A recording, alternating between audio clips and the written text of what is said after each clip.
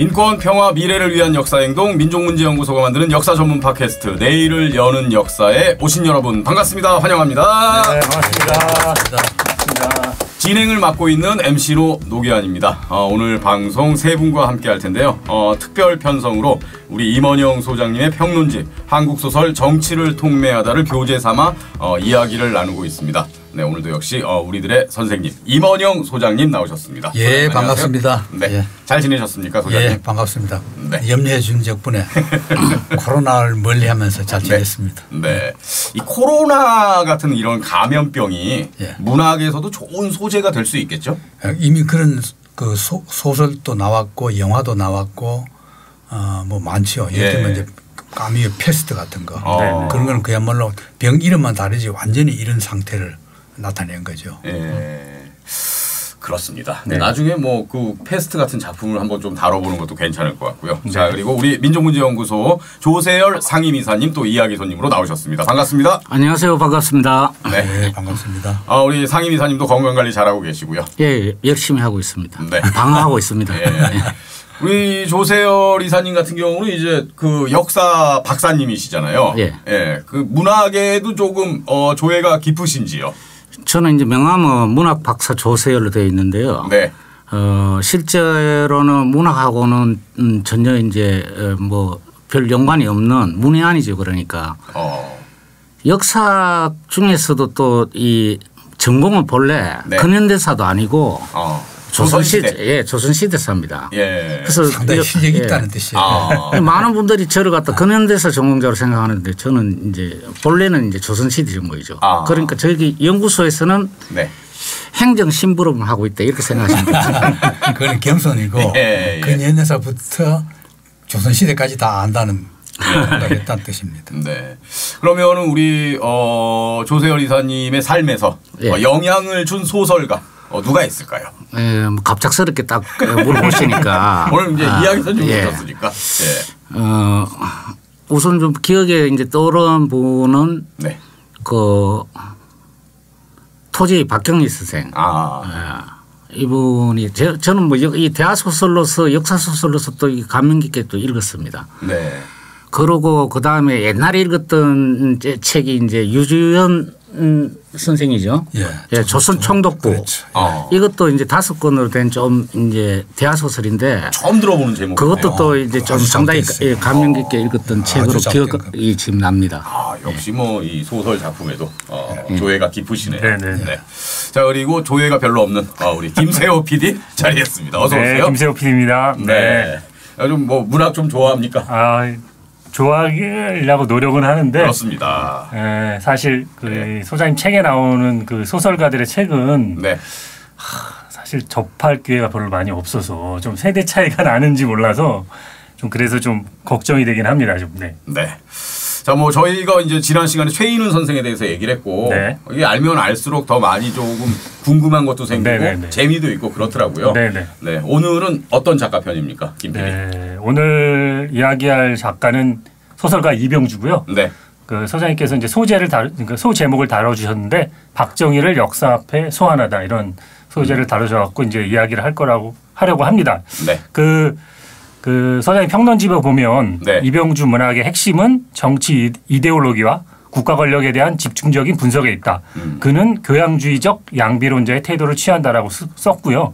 그래서 이제 아마 오늘 이야기는 이병주가 박정희 그리고 박정희 정권을 어떻게 그의 문학에서 보았는지 이야기를 좀 해보려고 하고요. 그 중에서 이제 특히 박정희의 인간적인 모습을 드러낸 글을 버린 여인과 그다음에 박정희 독재 정권의 어떤 인문학적 보고서 실록 소설인 그의 5월 이런 두 가지의 소설을 중심으로 이야기를 해보려고 합니다. 네. 자, 오늘 이야기할 작가는 이병주고요. 이병주 박정희를 역사 앞에 소환하다라는 주제로 얘기를 나눠보겠습니다. 네.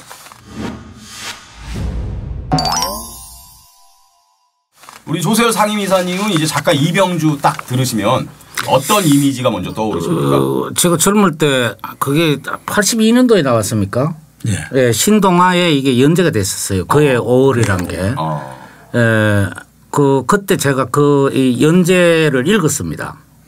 그러니까 저 같은 60대라든지 아무리 좀 늦은 세대라고 할지라도 50대 후반 정도는 돼야 이병주 선생에 대한 어떤 그런 기억이 있고 뭐 소설도 좀 접할 수 있었지 않나. 저는 이병주 선생님 이제 거의 5호를 갖다 보면서 이제 대단히 재미있는 정치 소설이거든요. 특히 이제 남성들에게 인기가 있었습니다. 예. 네. 자, 이병주, 박정희를 역사 앞에 소환하다. 네. 네. 사실 저랑 김 PD는 약간 좀 생소한 그런 작가였는데, 네, 맞습니다. 네. 어떤 작가인지 오늘 좀 얘기를 나눠보겠습니다. 네. 일단은 이병주 선생을 잘 모르는 우리 청취자 여러분도 많으실 테니까, 간략하게 좀 양력을 좀 훑어주시죠. 1921년 경남 하동군에서 출생하셨고요. 그 하동군의 그 생가가 지금 현재 그 이병주 문학관으로 개관이 되어 있습니다. 21년이면은 저게 그 시인 김수영하고 같은 해예요. 둘이 동갑입니다. 생일은 이병주가 조금 빨라요. 그런데 그 두 사이가 굉장히 사이가 나빴거든요.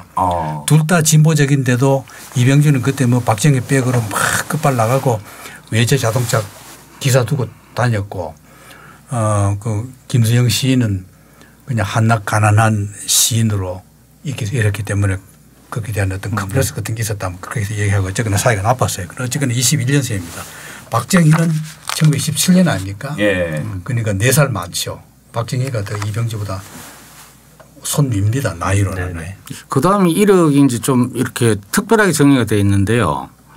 1940년도에 진주 농고 퇴학을 당하고 또 일본에 이제 유학을 가서 동경, 센다이, 교토 이 3개 고등학교 다녔는데 다 또 퇴학을 당했어요. 그 저는 이 퇴학당한 사유가 뭔지는 제가 잘 모르는데 소장님께서 거의 그게 그 약간의 민족 의식과 그 당시 그 어떤 좀 노동 문제라든가 이런 그 진보적인 활동과 또 이 사람의 그 인간이 풍기는 학교에 대한 농땡이, 뭐 선생에 대한 비판 뭐 이런 게 다 뒤섞여 가지고 그리고 이 사람이 또 방랑 기질이 좀 있어요. 그래서 그냥 한 학교에 지긋하게 못 있고 근질근질해서 막 그냥 그만두고 또 옮기고 그만두고 또 옮기고 이랬는데 워낙 재주가 있어 가지고 저기 이제 좀 체질적인 반항마였나요? 그렇죠.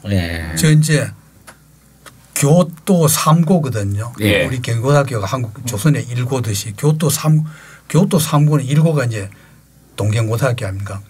도쿄 1고 교토 3고 이건 최고 학교인데요. 뭐 거의 그 엘리트만 가는 그런. 그렇죠. 어느 쪽이 더 세다고 구분하기 어려울 정도로 이제 굉장히 거기를 검정고시 뒤에 들어갔거든요. 대단한 머리죠. 실력은 대단했다고. 대단한 머리입니다. 그러니까 비상한 수재인데 지금 표현으로 하면 이제 고등학교에서 약간 좀 학생운동적인 어떤 활동을 좀 했고 거기에 개인적인 기질이 합쳐져서 퇴학을 많이 당했다. 뭐 이런 식으로 정리할 수 있겠네요.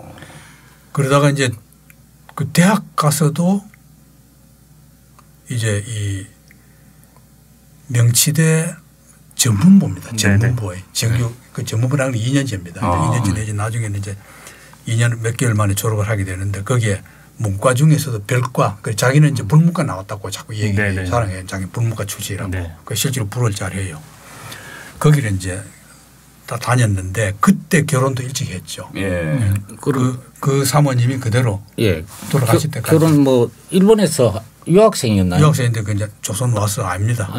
보이는 보통 그 이웃막 그 어딘가 그 옆에 고성인가 어딘가 어쨌든 그 경상남도 무슨 시골로 장가를 갔습니다. 또 독특한 경험으로서 1943년도에 학도병으로 끌려갑니다. 경성제대에서 이제 그 훈련을 받고 대구 24단 80년대 입대를 하게 되는데 이게 지금 54단 있는 그 자리인가요? 모르겠어요. 만약 54단이면 저도 여기서 배출됐거든요. 그런 인연이 좀 있네. 자리는 그걸 수 있어요. 억지로 인연을 만들면 그렇게 되겠는데. 자리는 어쨌든 그 군부대가 많이 자주 옮기는 거 아니니까. 군부대는 뭐 일본 주둔군이 있었는데 그대로 한국이 그대로 인수받았으니까. 그다음에 이제 수저우에 이제 배치가 됐습니다.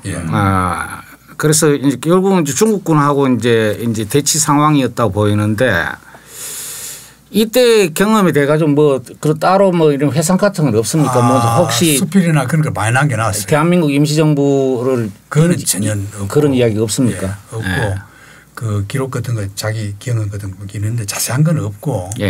저때를 굉장히 자기는 수치스럽게 생각했어요. 양호하게 안 했는데. 그런 측면이 있을 것 같습니다. 끝까지 있었거든요. 거기서 8.15를 맞아가지고 이제 상하이에 있다가 귀국했기 때문에 있었는데 그 부대가 치부대라는 게 치자가 왜 마차 치자인가. 치중대라고 요즘 치중대라고 부르고 그 치중대입니다. 보급대입니다. 뭐 지원부대입니다. 모든 지원과 뭐 인력, 물품, 뭐 무기 다 조달하는 거예요. 치부대에 그 있었다 그러거든요. 그러니까 뭐 전투를 치르지는 않았다 이런 이야기겠네요. 그렇죠. 치부대 했는데 저 자리를 찾으려고 이병주 기념사업회에서 찾아가서 찾다 못 찾았다 그래요. 예. 그런데 이제 뭐 연구소에서 앞으로 기회 되면 찾아보면 좋죠. 치부대 거기에 근무했다 그럽니다. 예. 그래서 1946년도 해방되고 좀 있다가 이제 귀국을 하게 됩니다. 그 진주 농림학교의 교사로 이제 교편을 잡게 되는데 그때 장남 이공기 씨가 태어났고 그 다음에 진주 농과대 또 교수로 재임하면서 영국 프랑스 이제 철학을 강의를 했거든요. 본래 이제 그러면은 철학 쪽에도 관심이 상당히 좀 있었다고 봐야 되겠습니까? 그러니까 이제 그 당시 이제 중고등학교 교사나 대학이라는 게 하도 인재가 없으니까. 근데 이 사람은 뭐 모bil 통달입니다. 그러니까 이제 영어 선생도 하다고 불어도 없으면 가르치고 그다음 철학까지 가르친 거예요. 그러게 이제 다 담당했죠. 이때는 이제 학사학위만 있어도 이제 교수도 하고 이런 시절이죠. 근데 엄밀히 얘기하면은 그 아까 2년제를 졸업했다고 말씀하셨잖아요. 명치대. 그러니까 학사는 없는 거 아닙니까? 그것도 요즘 말로 하면은 전문학사, 뭐 준학사 뭐 이런 거죠. 그러고 난 뒤에 한국 전쟁이 일어납니다. 북한 인민군의 점령 당시에 부역으로 인해 가지고 두 차례 이제 체포가 되는데 그 내용이 어떤 겁니까? 부역의 내용이. 이건 아직도 몰라요. 저도 자세히는 모르는데 어쨌든 지금까지 이제 연구자들이 밝히고 그 아드님 분이 밝힌 바에 의하면은 문화선전대 활동을 했다는 거고. 문화선전대. 그리고 이제 이분이 이병재 선생님이 살아 계실 때는 그 에피소드가 많아요. 이 문제 때문에. 빨치산에 직접 가담했다. 그래 해가지고 그냥 뺨을 맞은 본인도 있고 이병주 선생으로부터 그냥 이 새끼야 사람 죽이려고 작정했냐 하고는 막 뺨 맞고 적도 있고. 그러나 이제 그 사람은 뺨 맞고도 돌아서 가지고 갈릴레오처럼 우리한테 아무리 내가 뺨 맞아도 실제로 빨치산 가담했다. 뭐 그렇게 할 정도로 그런 것부터 그렇게까지는 아니고 그냥 문화공작 때문에 이런 걸 했다. 그럴 수도 있는데 어쨌거나 그런 것 때문에 이 집이 상당히 부자였거든요. 술도가 집입니다. 옛날에는 술도가하고 과수원 있으면 농촌이면 부자거든. 그 술도가 과수원 정미소 뭐 이런 거죠. 3대 농촌 재벌 아닙니까? 그 사람들이 다 국회의원 되고 이러거든요. 그런 건데 이 술도가 집이 부자죠. 근데 이제 아드님한테 나중에 내가 들은 얘기로는 저때 실제로 갇혀가지고 처분은 불기소 처분이지만은 불기소 처분 받을 때까지는 구속돼 있었단 말이에요. 그러니까 재판도 몇 번 했대요. 그러는데 아버지가 그 아드님 말 그대로 옮기면 이렇습니다. 아버지가 맨날 자기한테 자랑하는 게 뭐냐면 자기는 재판에서 받았는데 말 잘해가지고 나왔다. 워낙 이병주 선생님 구변이 좋으시니까. 그래 하는데 자기가 보기엔 그게 아니고 할아버지가 돈이 많아가지고 그때 아버지 때문에 재산 엄청 깨먹었다. 그렇게 얘기합니다. 이병주 선생님 살짝 깔때기 기질도 좀 있으신가 봐요. 많이 있으신가? 국회의원 출마 2번 했어요. 아니 그러니까 한국 전쟁 중에 진주가 7월 31일에 인민군이 진입했다가 9월 28일에 수복이 됐으니까 그 7월 31일과 9월 28일 사이에 부역 문제가 발생했다는 거죠. 그렇죠. 그러면 아까 문선대 뭐 이런 거 하셨다고 그러셨는데 그러면 작가니까 뭐 이렇게 시 같은 거 써서 이렇게 낭독하고 뭐 그런 활동을 했을까요? 연극도 하고 뭐 그랬겠죠. 뭐 어쨌거나 뭐 그런 했기 때문에 우리나라 수사기관에 잡혀갔다가 이제 1차로 백을 써서 나왔는데 미국 간 날 CID에 또 잡혀가서 또 이제 두 번째 곤욕을 치르고 나와가지고는 이제 불기소 처분이니까 거의 무죄잖아요. 거의 무죄 아닙니까? 그래서 이제 화가 나니까 국회의원 출마를 한 거죠. 살고 뒤에. 예. 경남대 옛날 해인대죠. 해인대 지금 경남대고 52년부터 58년 1958년까지 경남대 교수인데 이 시기에 지금 국회의원 한 번 출마하고 그다음에 60년도에 또 한 번 출마했네요. 그런데 그 출마했는데 재밌는 게 이병재 선생님 그 말씀을 근데 직접 들은 얘기인데 자기가 그래도 국회의원 출마하고 3등 했다고. 여러 사람 중에서 3등은 상당히 점수를 많이 딴 겁니다. 3명 출마한 거 아닙니까? 아닙니다. 그때는 국회의원들이 많이 나왔어요. 여러 사람 다수가 나왔어요. 어느 당 소속으로 출마를 했을까요? 그건 나 기억 안 나요. 무소속이었나? 군소정당 이런 데 아닐까요? 예, 그렇죠. 예전에 보면 정당이 많으니까. 자유당이나 민주당 나갔으면은 1, 2등을 낙선했다는 거 보니까 그렇진 않은 것 같아요. 저 당시는 소선거구제가 아니지 않았나요? 소선거구제. 한 명 뽑는 거였으니까. 저는 왠지 두 번 다 3등 했다고 자랑하셨다 그러는데 3명 출마했을 것 같습니다. 아니 그러지 않아요.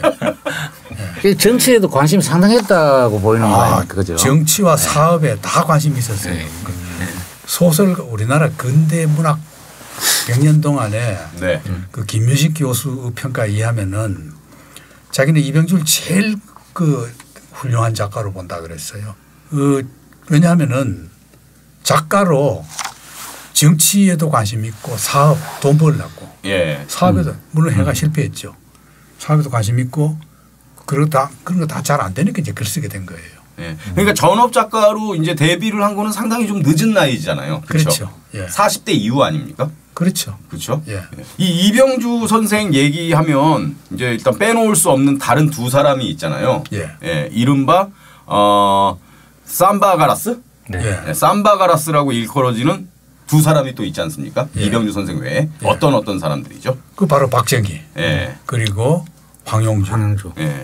삼바가라스가 저게 일본 말인가요? 그렇습니다. 무슨 뜻입니까? 저거는 뭐 젊은 사람 중에서 뛰어난 이제 그 인재 삼총사. 삼총사. 삼바가로스. 그러면 이제 황용주, 박정희, 이병주 이 세 사람이 삼총사처럼 뭐 잘 어울려 다녔다는 얘기인가요? 그렇죠. 어울려 다녔는데 술도 많이 인연이 어떻게 시작이 되는 거죠? 그 이제 그 박정희가 이제 존칭 다 뺍니다. 대통령 보고 다 존칭 뺍니다. 이제 역사적 인물이니까.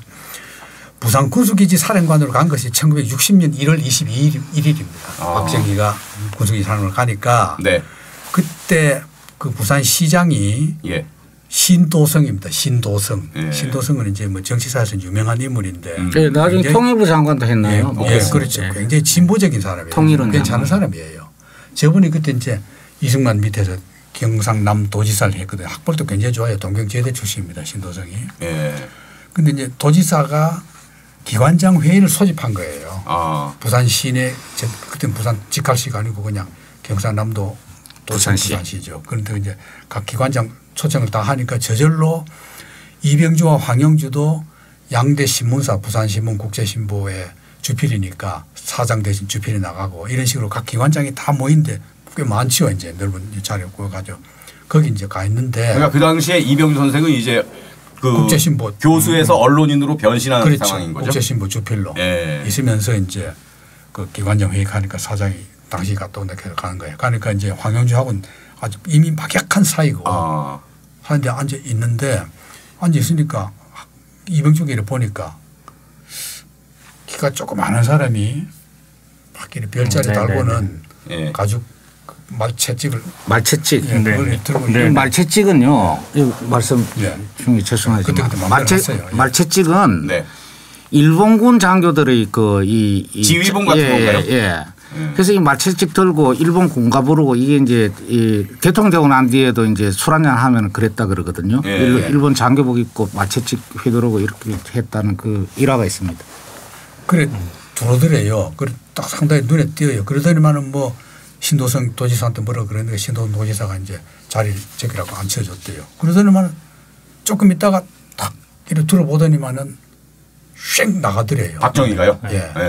그 나중에 물어봤대요. 왜 들어오자마자 나가죠? 그러니까 이병주 선생이 이제 신도성 지사한테 아까 그 누구냐 할게네. 아유 박정희라고 군수기지 사령관인데 일찍 갔다 이러니까 왜 나가냐 물었더니만은 자기 자리가 도시락 가까이 아니고 말석이라고 화가 나서 이 뭐냐면 그 성격을 드러내는 겁니다.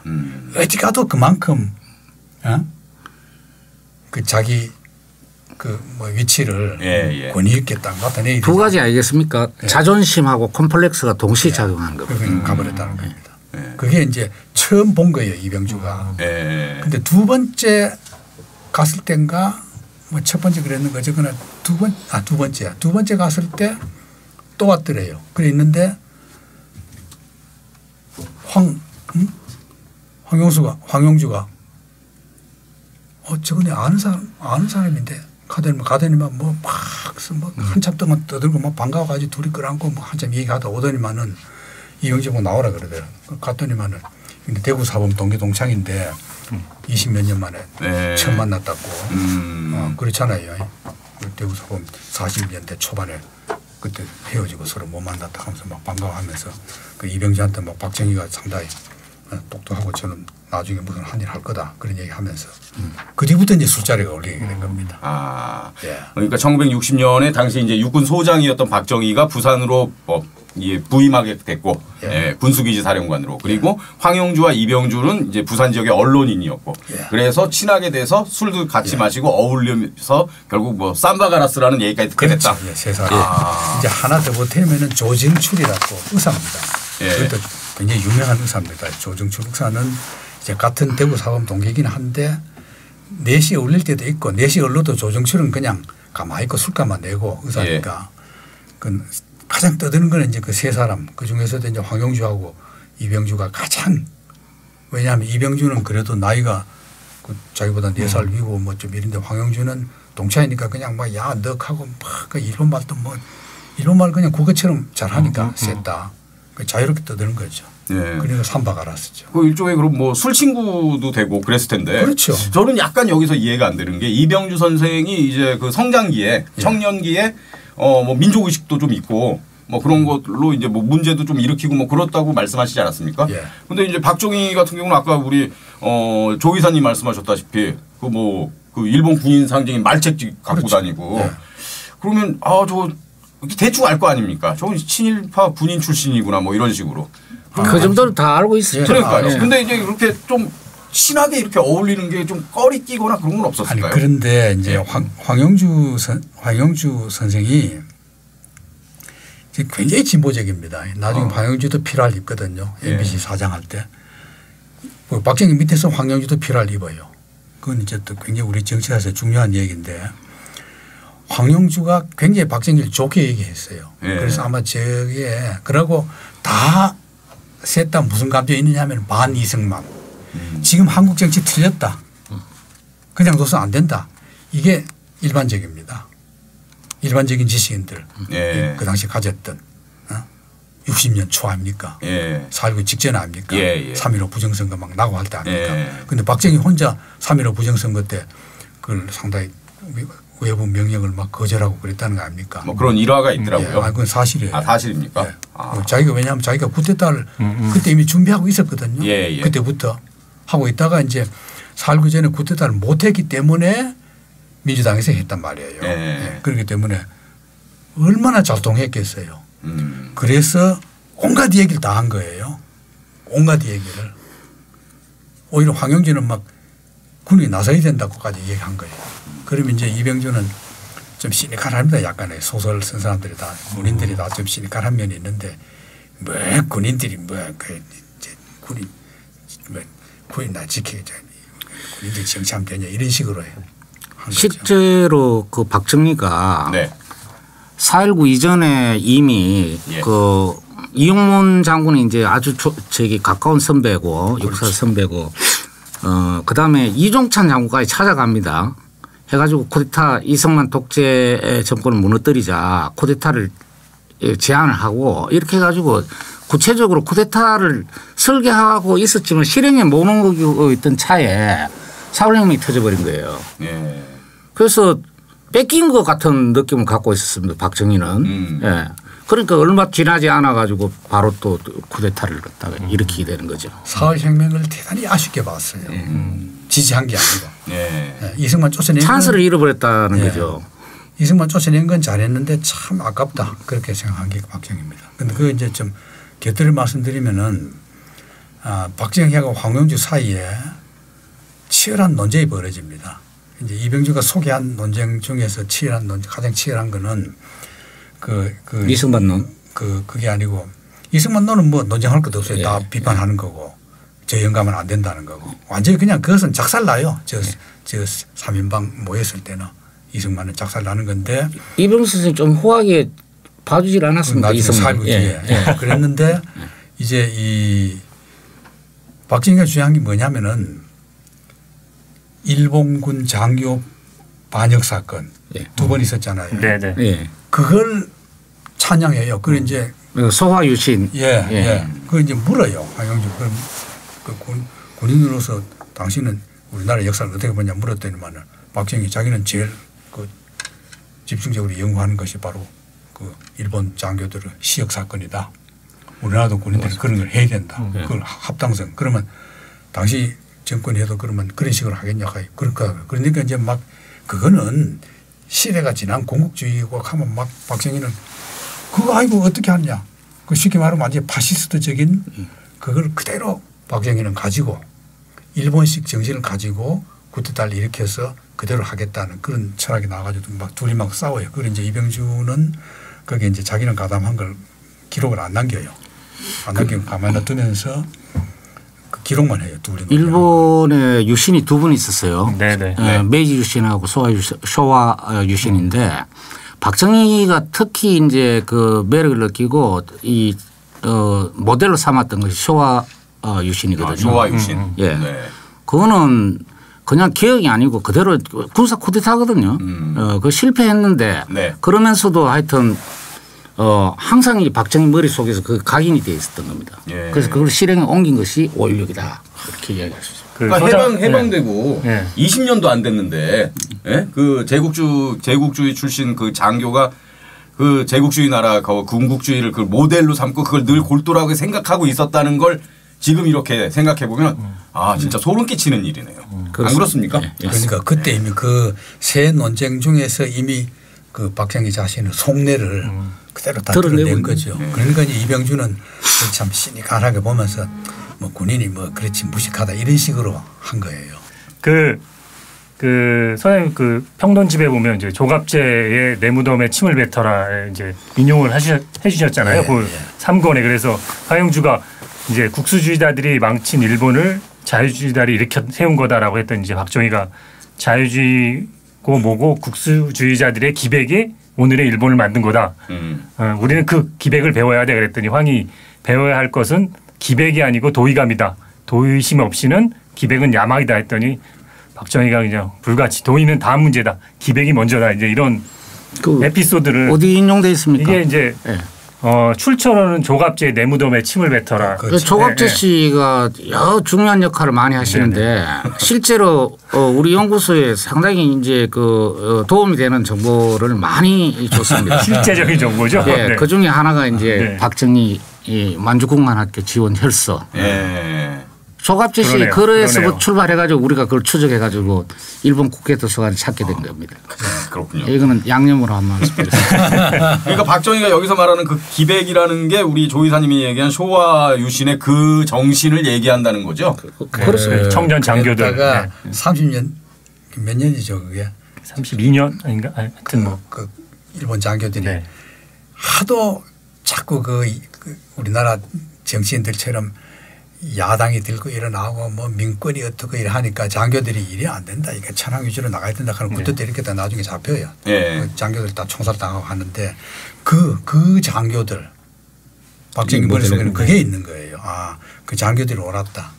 완전히 파시스트적으로 천황제처럼 그래 해야지 민주이고 뭐고 뭐 이래서 안 된다는 그런 게 머릿속에 있었거든. 그걸 이제 황영주는 비판한 거죠. 그 일본의 민주주의가 잠깐 그 일제 시기에 이제 개화를 했던 적이 있어요. 아시겠지만 대정 데모크라시라고 해가지고 그 기간이 있거든요. 그걸 엎으려고 했던 것이 바로 쇼와 유신인 거죠. 이제 그 3.1 운동의 배경이 된 것도 이제 다이쇼 데모크라시의 영향이라고 얘기하지 않습니까? 예. 그런데 하여튼 이제 좀 얘기가 이제 옆으로 좀 나갔는데 다시 이 세 명의 인물로 돌아오면 박정희, 이병주, 황용주가 삼총사라는 이름을 들을 정도로 그렇게 절친하게 지냈는데 예. 박정희가 쿠데타 이후에 이제 집권을 한 다음에 황용주가 구속이 된다는 건가요? 예. 어쨌거나 대구 사범 동기 중에서는 네. 황용주가 제일 친했습니다. 제일 가까웠어요. 예. 그래서 이제 MBC 사장까지 됐거든요. 그랬는데 사장 때 몇 가지 뭐 한국적 구조, 강력한 통일정부의 의지, 민족적 민주주의의 내용과 방향. 예. 딱 제목 보니까 불순하지 않아요? 불순합니다. 박정희가 볼 때는. 시방도 불순한데요. 그렇죠. 이거 정말 지금 우리가 봐도 섬뜩한 정도로 쓴 거예요. 그런데 이제 그러면 이제 위치가 어떻게 되느냐 하면은 이 위치가 하도 친하니까 네. 여러분 어떤 기관이든지 사장이나 뭐 실권자하고 너무 친하면 다 질투하는 세력이 생깁니다. 그러면 공화당 내에서 모든 사람들이 다 황용주를 질투해서 견제하고 그리고 또 빨갱이라고 왜냐하면 그는 이제 미샤이에서 봤듯이 박정희에게도 빨갱이라는 그 누명이 누명이라고 할까 뭐 아니면 의심 의심이 미국 CIA부터 우리나라 그 정보부 그 김영욱이가 맨날 그랬다는 거 아닙니까? 박정희하고 김용필 맨날 빨갱이라고 사석에서 얘기했다는 거 아닙니까? 나 그 김상현 의원한테 들었는데 대놓고 그런데 저들 둘이는 빨갱이라고 그런데 증거가 없다고 맨날 증거 있으면 잡아낸다고 김용욱이가 그 소리 땅땅 쳤다는 거죠. 그런데 어쨌거나 그 사람들 눈에 볼 때는 이제 황용주가 눈에 가신 거예요. 그러니까 MBC 사장 시절에 아까 말씀하신 그런 내용으로 기고를 했다는 거죠. 그렇죠. 그럼 해가지고 그걸 국회에서 발언하고 문제 삼아 버렸어요. 그러니까 할 수 없이 이제 구속되어 재판받았어요. 필요하죠. 엄청난 필요합니다. 그랬는데 안경환 교수가 황용주 평전을 썼어요. 그 평전을 굉장히 두껍게 정말 명저입니다. 굉장히 잘 썼어요. 그걸 내가 천천히 읽어보니까 안경환 교수는 그랬었어요. 안경환은 황용주를 굉장히 훌륭하게 본 거예요. 박정희보다 더 훌륭한 사람이었다. 그랬는데 황용주 생각에는 자기 생각에 그냥 박정희라는 군인 경력, 황용주는 문학을 사랑하는 그야말로 실력 있는 불문학을 너무나 좋아하는 그 문학도거든요. 전공은 뭐 그런 게 아니지만은. 그런데 이제 자기는 정치를 직접 못 하거든요. 이론을 하지만. 그래서 이제 자기의 이론을 군인 출신의 박정희를 통해서 실현시키고 자기는 그 마쿠에서 그 박정희로 하여금 자기 이상을 실현시키는 그 방법으로 그렇게 생각했다는 거예요. 안경환 교수 생각은. 그런데 제가 볼 땐 그거는 뭐 또 논란의 여지가 별개의 또 논란이 있지만은 또 황용주로서는 그런 생각을 했을 수도 있다는 생각이 들어요. 그래서 이제 저는까지 나갔단 말이에요. 그런데 이제 그 집권 세력을 그 당시 60년대 생각해 보십시오. 반공의식이 뭐 하고 미국은 의심하고 있고 그런 판에 그리고 이제 황용주는 그때 완전히 구속당한 뒤부터는 그 주변으로부터 박정희 측근의 그 권력 세력에서 탈락돼 버린 거죠. 아무리 빼기 좋다고 하더라도 저게 지금 구소형 쿠데타 세력의 그 공약 3장의 그 1의가 반공인데 국시로 삼는다고 나와 있는데 저렇게 과감한 이제 또 그러니까 글을 썼을까요? 그래 놓고도 이제 뭐 김종필 자체도 뭐 민족적 민주주의하고 그 용어는 그랬잖아요. 그러니까 이제 조금 이런 나가 보려고 했는데 자기는 이제 그 정치 세력들에게 어떤 계도를 한다는 생각을 가졌겠죠. 자기는 너무나 그 집권자하고 가까우니까. 황용주 입장에서는 좀 많이 섭섭했을 것 같은데요. 그리고 만약에 제가 그랬으면 그래도 나랑 술 그렇게 많이 마신 내 친구인데 어떻게 나를 이렇게 구속시킬 수 있고. 섭섭하죠. 이거는 권력 게임의 양상도 좀 있었습니다. 그렇죠. 황용주 같은 경우는 이제 민간에서 들어온 이제 박정희 최측근이라고 할 수가 있고 당시 이제 군부 쪽에 또 이제 그 강력파들이 있잖아요. 강력파 인사들로서는 또 이게 그 뭐 김용욱을 들 수가 있고요.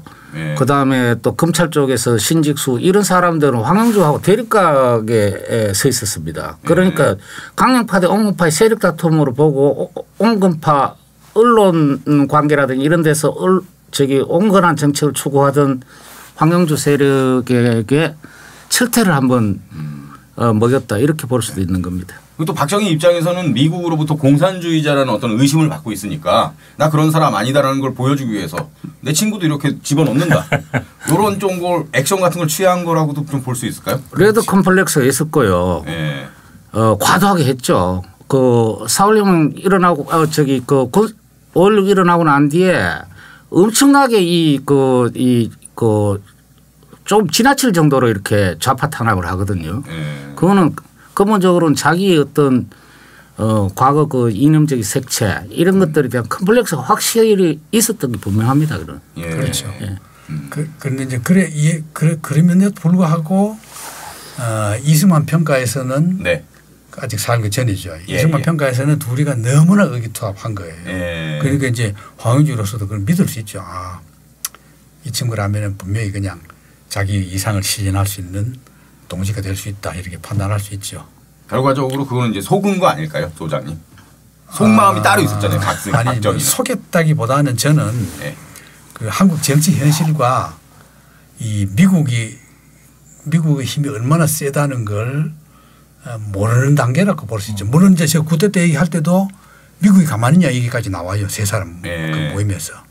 그런데 이제 최근에 미국 여러 가지 보면은 그 이승만 정권은 그 이미 그 수명이 다 했다 판단하는 세력들이 많다는 그런 얘기까지 나와요. 세 사람 대화에서. 좀 뻔한 이야기지만 미국이 용인하지 않으면 쿠데타가 성사될 수가 없습니다. 그렇죠. 그래서 뭐 단정적으로 그렇게 이야기할 수 있는 거죠. 그러면 뭐 아무리 박정희가 이 군부 세력의 뭐 이렇게 뭐 두목이라고 할지라도 미국 눈치라는 거 보는 거는 뭐 결정적인 거죠. 그걸 눈치를 안 볼 수가 없는. 그럼 이병주 선생 같은 경우는 이제 작품 업무에서 이승만에 대한 좀 평가 같은 게 어떻습니까? 실랄합니다. 이 앞에 장면 한번 보십시오. 그 이제 이 친박들이 이승만 세력들이 친박이 되고 이거 보면 이걸 알고 좀 나는 친박 친이가 합쳐서 이런 말 했으면 좋겠어요. 박정희가 마치 맞습니다. 이 대목이 좀. 박정희가 막 이승만을 대대 칭찬한 것처럼 아는데 천만의 말입니다. 저거 보십시오. 네 사람 모이면서 이래 말합니다. 박정희, 이주필 이래 갖고 나라가 되겠어? 이병주 선생한테 물어본 거죠. 이놈 저는 모두 썩어 빠졌어. 저기 박정희 말입니다. 학생이면 데모해야지. 이왕 할 바에는 열심히 해야지. 박정희가 한 얘기입니까? 그렇죠. 대무원도 그렇게 다 잡아가놓고 자기 직권에 이승만 때는 저랬단 말이에요. 도대체 오열 간첩입니다. 스파이. 간첩이 뭐고 오열이 어딘가 숨어 있다가 데모하면은 여기 딱 하고 오느냐 쉽게 말하면 가짜 간첩 조작했다는 거 아닙니까? 와 저렇게 훌륭한 말을 했어요. 박정희가. 박정희가 그렇게 집권 시기에 간첩단 사건 그렇게 많이 조작하고 그래놓고 그러니까 이승만 때는 저렇게 얘기했다는 거 아닙니까?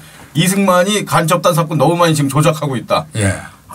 그러니까요. 사람 말은 함부로 하는 게 아닙니다. 참 재밌죠. 야, 이거 참 새로운 사실을 알게 됐네요. 그 이병주는 이제 작품에서 이승만에 대한 뭐 평가 같은 게 어떻습니까? 많이 나와요. 그게 이제 단적인 예를 들어드리면은 산나라는 소설. 산나 저게 이제 완전히 그 이승만 정권의 허구성을 나타내는 게 산나거든요. 이제 이승만 욕을 합니다. 들매고 볼까요? 보도연맹 학살, 거창의 안민 학살, 마이군 사건, 주석불 사건, 계엄파동. 그게 이제 결론이 뭐 통일할 능력도 없거니와 민주주의를 제대로 할 성의도 없고 국민을 사랑할 줄도 위할 줄도 모르는 대통령. 정말 신랄하게 비판했네요. 이 박정희 이야기인가요? 이승만에 대한. 아니 이거는 이제 이병주가. 이병주가. 이병주가 이제 박정희를 평가할 때 이제 그 산나라는 소설에서 그러니까 이승만에 대한 평가죠. 한 주인공의 입을 통해서 이승만 정권을 비판하는데 저렇게 신랄하게. 쉽게 말하면은 나라니 뭐 국민이니 뭐 안중에도 없는 거예요. 아무런 생각이 없는 늙은이로 그냥 본 거죠. 네. 이승만 그 정권 시절에 정말 그 우리 현대사의 가슴 아픈 사건들이 다 열거돼 있네요. 보도연맹, 뭐 거창 양민학살 사건, 방위군 사건 뭐 이런 것들. 저것뿐이 아니죠. 뭐 비싼 일각이죠 정말. 네, 한강 다리 끄는 거 뭐 들어와서 또 이제 인민군 밑에 있었던 서울 시민들 죽이는 거 뭐 그 6.25 전후해서 학살 당한 거 다 그 이승만 책임 아닙니까? 저렇게 보면은 이승만하고 박정희 관계가 참 묘합니다. 아, 그렇죠. 궁극적인 그 노선은 이제 같은 것인데 방공이라든지 무슨 내용상으로 보면 이 동일한 지점이 많은데 이렇게 또 비판할 때 들어보면 또 자기는 저기 이제 그 유체이탈 화법이라고 그러죠, 그죠? 딸한테 잘 물려줘가지고 딸도 잘 써먹었다고 뭐 기억을 합니다만. 맞습니다. 그 뭐 다른 작품에서도 이승만에 대한 언급들이 있죠. 이병주 선생의 다른 작품에서도요. 조이서 한번 읽어보십시오. 이 대목에서 저는 좀 심하게 동의가 됩니다. 저는 뭐 한국사를 공부하는 사람으로서 독립운동보다 한평생 대통령운동. 대한민국 임시정부 수립할 때 대통령 하려고 난리를 쳤거든요. 그렇죠. 네. 그다음에 또 대한민국 정부 수립 이후에도 그때도 대통령 하려고 다 마련되어 있는 헌법을 갖다 고쳐가지고 결국은 대통령이 됐지 않습니까? 대통령병이라는 건 확실한 것 같습니다. 그렇죠. 이 남로당이라는 이제 책에서는 박은영으로부터 수백 년 묵은 여우라는 별명이 붙은 이승만 이렇게 이제 묘사를 했고요. 적과 동지에서는 왕이 될 태몽 이야기를 어렸을 때부터 하도 들어서 이게 무슨 이야기냐 그러면 양녕대군 후손입니다. 아 이승만이요? 본인 스스로 왕족이라고 생각했어요. 그 왕족 아닙니까? 그래 따지면 대한민국 국민 중에 왕족 아닌 사람 누가 있습니까? 왕이 너무 많아요. 경주김씨 전부 다 돌 던지면 김박이에 맞는데 그 사람도 다 왕족 아닙니까? 저희 노씨는 왕족 아닙니다. 외국에 갔을 때 프린스리 본인이 왕족 행세를 했어요 또. 유럽 같은 데를 가면은 이 사람이 왕족 병이 있고 자기는 특별한 사람이라고 생각을 했습니다. 근데 이승만의 태몽이 뭐 왕이 된다 뭐 이런 걸 이게 있었나 보죠? 이거는 제가 잘 모르겠는데 그랬대요. 대통령에 대한 집착이 하여튼 강했고 이제 저 말이 잘 정리가 되어 있습니다. 독립운동보다 한평생 대통령 운동을 해온 사람. 이거 아주 좋네요. 그래가지고 그 부르봉이라는 별명도 있었다. 부르봉. 미군정. 미군정에서 부르봉. 미군정에서 이제 평가하기를 저건 독립운동가가 아니고 부르봉이다. 부르봉 이제 저기 프랑스의 그 이 망한 그 왕조 부르봉 왕조를 갖다 거기도 부르봉이다 이렇게 평가한 겁니다. 그러니까 그런 별명으로 불렀다는 게 부르봉이라는 별명으로 불렀다는 게 공화국의 어떤 민주주의자는 아니다 저 사람은 이게 이런 평가가 깔려 있는 거 아닙니까? 20세기 사람이 아니고 19세기 20세기 사람이 아니고 그 이전 시기 사람이다 이런 뜻입니다. 절대 왕정. 한평생 대통령 운동을 해온 사람이다. 자 그리고 하여간 이제 아까 이제 다시 조금 그 60년으로 돌아가서 그 세 사람이 이렇게 잘 어울려 다니다가 그 와중에 이제 그러면 이제 60년 4.19가 일어난 거 아닙니까? 그때는 이제 박정희는 살짝 이전에 딴 데로 정근을 가요. 딴 데로 정근 가버리고 이제 어쨌거나 있는 동안에 자기들은 박정희가 언젠가는 일 낸다. 이러는데 이제 5.16 쿠데타가 난 거죠. 나니까 이제 사설 썼어요. 이병주가 국제신보에 이 대통령의 비극 그러나 조국 운명과는 바꿀 수 없었다. 제목이 보면은 좀 조국 4.19 직후의 이야기죠. 그렇죠. 4월 27일자로. 4.19 직후에 이제 이미 국제신보 사설인데 저 사설은 실질적으로 이제 이병주 선생이 쓴 거죠. 이병주 선생이 썼고 며칠 뒤에 이제 만난 겁니다. 박정희를요? 만났는데 박정희가 욕을 한 거예요. 제 사설을. 이 대통령의 비극 그러나 조국의 운명과는 바꿀 수 없었다를 보고 만난 다음에 욕을 했다고요? 너무 온건하다. 조금 관대하게 해줬다 이런 취지인 것 같습니다. 너무 온건하게. 그러면서 박정희가 그 밑에 한 말 나오죠. 두 스피 사설 황용주까지 두 스피 있었는데 다 읽었는데 황용주는 논란이 명백하다. 그냥 이런 건 그냥 처단해야 된다 역사적으로. 그런데 이주필은 선언하지 못하다. 정이 너무 많은 거 아닙니까? 상당히 저럴 땐 박정희가 마음에 들지 않아요. 저런 건 저희들 입장하고 같네요. 예. 그 다음 장면 보십시오. 그러니까 이제 이병주가 변명해요. 변명을 네. 믿긴 하지만은 막상 떠나겠다 하니까 참 불쌍하더라. 그러니까 대부분 저런 생각 가졌어요. 근데 그 때문에 장례식까지 성대했잖아요. 장례식 성대하게 지는 거 생각하면 억울하지. 그러니까 이제 박정희 말이 그거 안 됩니다. 그 사람은 그런 인간한테 동정 여지가 없다. 네. 12년간이나 해먹었으면 그만이지. 자기는 왜 그때 18년간 해먹었어요? 그러니까 참 기가 막힌 이야기. 사선까지 노래 부정선거를 했다니 될 말인가요? 후세의 경쟁을 올리기 위해서도 춘추필법으로 그런 자에겐 필주를 가해야 된다. 마음에 들지 않아요? 준음합니다. 네. 네. 여기에 춘추의 필법이 나오는데 네. 이른바 춘추필법이라는 게 정확히 어떤 뜻입니까? 춘추필법이라는 것은 네. 사관의 포편을 다는 겁니다. 기전체입니다. 네. 옳다 그러다. 춘추 전국시대 중국 있잖아요. 예. 그때의 역사를 다루는 사마천 네. 역사 사기. 잘된 거는 딱 역사학자가 되게 뭐 중립을 지켜라 그게 아닙니다. 잘된 거는 막 착 해주고 잘못된 거는 그냥 완전히 그냥 비판하는 그걸 이제 춘추필법. 엄정하게 이제 평가를 하는 거죠. 그러니까 박정희는 이승만에 대해서 동정할 여지 없이 그렇게 좀 추상같이 대해야 된다. 그러니까 이제 이병주가 변명을 해요. 그래도 독립운동가 아니냐. 그럴 때는 박정희가 또 우리는 마음에 들어요. 독립운동 그 엉터리. 이렇게 깊이 들어가 보니까 박정희의 주장하고 우리 주장이 상당 부분 유사한 부분도 있고 이승만 때는 여러 가지 좀 재미난 현상이 많이 벌어집니다. 박정희가 독립운동이라는 거에 저렇게 발끈한 건 본인의 컴플렉스 때문에 그러지 않았을까요? 그 참 지적 잘하네. 확실히 노엠씨 본인이 닭깎기 마사오고 그러니까. 그렇죠. 그게 나중에도 그게 나와요. 독립운동에 대해서 아주 신경질적인 반응을 보입니다. 독립운동 말도 싫어해요. 그 자기 컴플렉스 때문에. 그렇죠. 내 나쁜 짓 많이 했는데. 재밌네요. 독립운동을 하찮게 여기는 그거는 아주 그 일관되었던 것 같아요.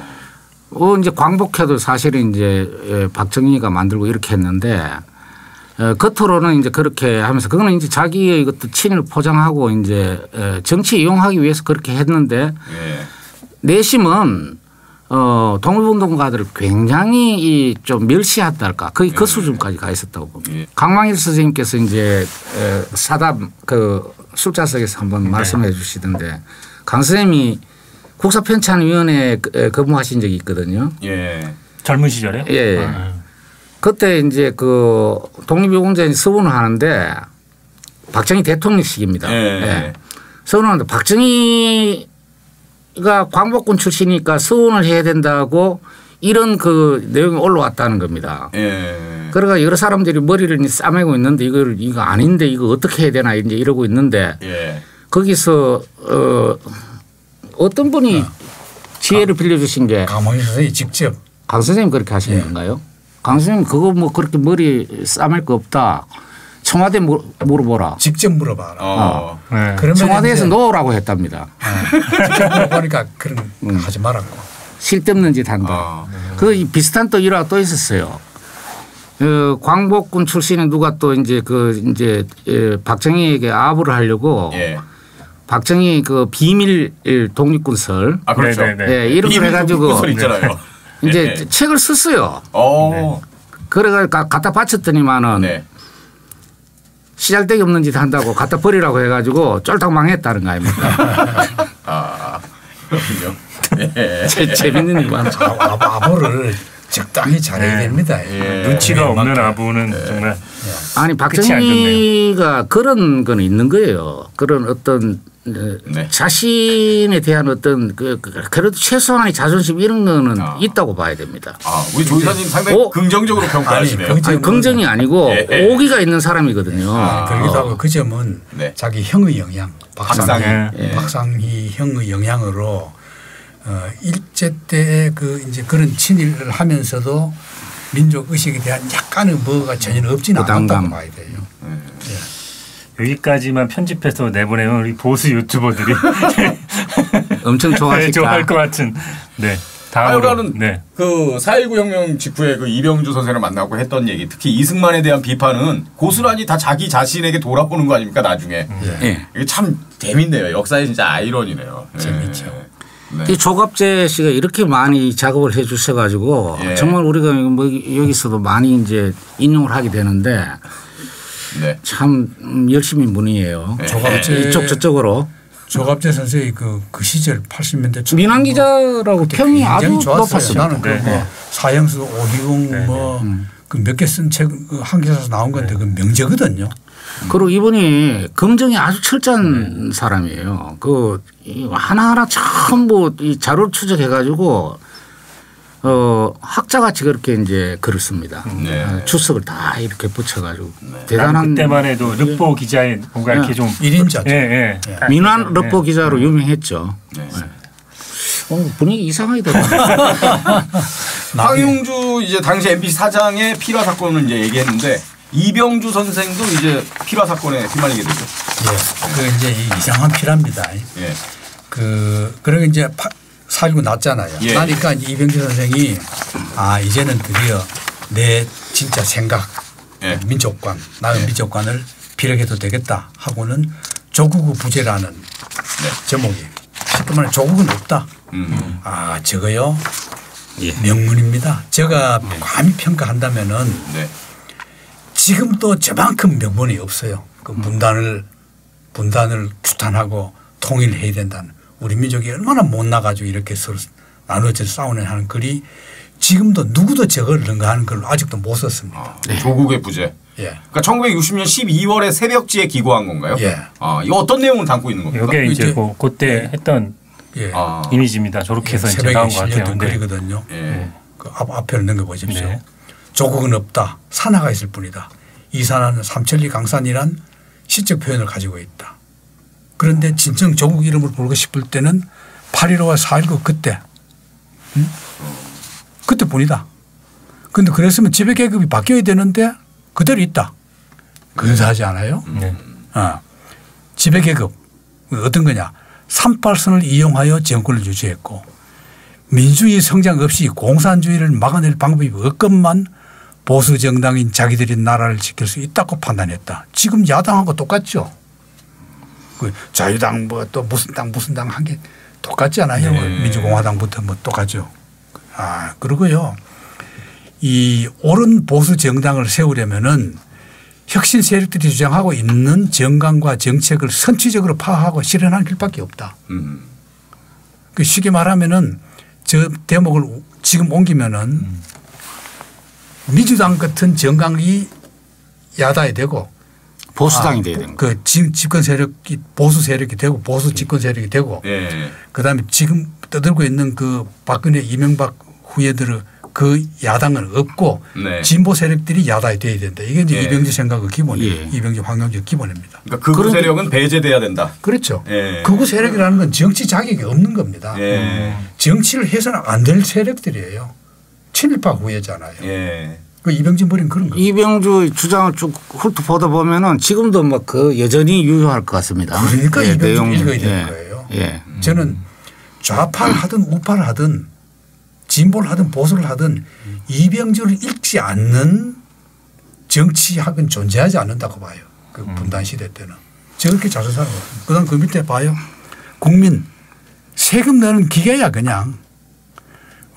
그 병역 충당하는 대상이고. 정말 저러지 않아요? 선거할 때만 와서 국민이 찾아. 죽일 때는 안 찾다가 따라 이리 때처럼 양떼처럼 막 휘말아가 수달하고 말이죠. 저 명문 아닙니까? 저 신났죠. 제가 한 구절만 읽어보겠습니다. 젊은 세대 그들의 열정이 그들의 포부가 버림받은 민중의 틈에서 잡초처럼 강인하게 뿌리를 뻗을 때 그때 비로소 조국의 아침이 온다. 그러나 멀고 먼 조국의 아침이여 오호 통절한 우리들 조국의 부재여. 그래서 조국은 없고 산하가 있을 뿐이다. 이렇게 그렇죠. 얘기를 한 거군요. 나라도 아니야. 그냥 산하고 강만 있는 거예요. 들판하고. 근데 이 글이 이제 피라 사건에 휘말리게 된다는 거죠. 그렇죠. 이건 근데 60년 12월에 한 거니까 이 당시 이제 민주당 정권 시절 아닙니까? 5년 난 뒤에 피라거든요. 소급해가지고요? 그다음 이제 또 이걸 소부법이 만들어지거든요. 예. 그리고 바로 1월 1일에 또 저런 61년 네, 국제신보의 1961년 1월 1일 연두사. 자기 신문 연두사로 쓴 글이에요. 통일의 민족 역량을 총집결하자. 이요. 우리나라 중앙지 전 언론을 통해서 절에 쓴 신문이 없습니다. 여태까지요? 예. 통일의 민족 역량을 총집결하자. 이거 제목만 봤을 때 약간 지금 입장에서는 조금 노동신문 같은 그런 어떤 그런 뉘앙스가 좀 지금 봐도 조선중앙통신에 근데 그걸 그때 썼으니 이병주라는 작가가 얼마나 훌륭합니까? 지금도 저런 명사설 없어요. 국토의 양단을 이대로 두고 우리는 희망을 설계하지 못한다. 민족의 분열을 이대로 두고 어떠한 포부도 꽃피울 수 없다. 누가 누구를 경계하는 것이냐. 어디로 향한 총불이냐. 무엇을 하자는 무장이냐. 어때요? 상당히 급진적입니다. 어때요? 이 국가보안법 케이스인데요. 그렇죠. 예. 그러니까 4.19가 위대하죠. 저런 말 할 수 있도록 했으니까. 예. 그것도 지방신문이. 조금 이따 얘기는 나오겠습니다만 갑자기 저는 이런 분이 왜 이렇게 전두환을 좋아하는 거죠? 이 얘기 조금 이따가 하겠습니다. 시대별로. 그 앞에 그 보수 세력 이야기 이제 뭐 칼럼 쓴 그 부분에서 요즘 좀 이제 소장님께 한번 여쭙고 싶은 게 있는데 지금 이번에 이제 그 총선 승률이 이제 4연승 민주 세력의 4연승이라고 하면서 이 사회의 주류가 바뀌었다. 이런 평가들을 내놓는 분들이 좀 있거든요. 그러니까 주류가 교체되었다.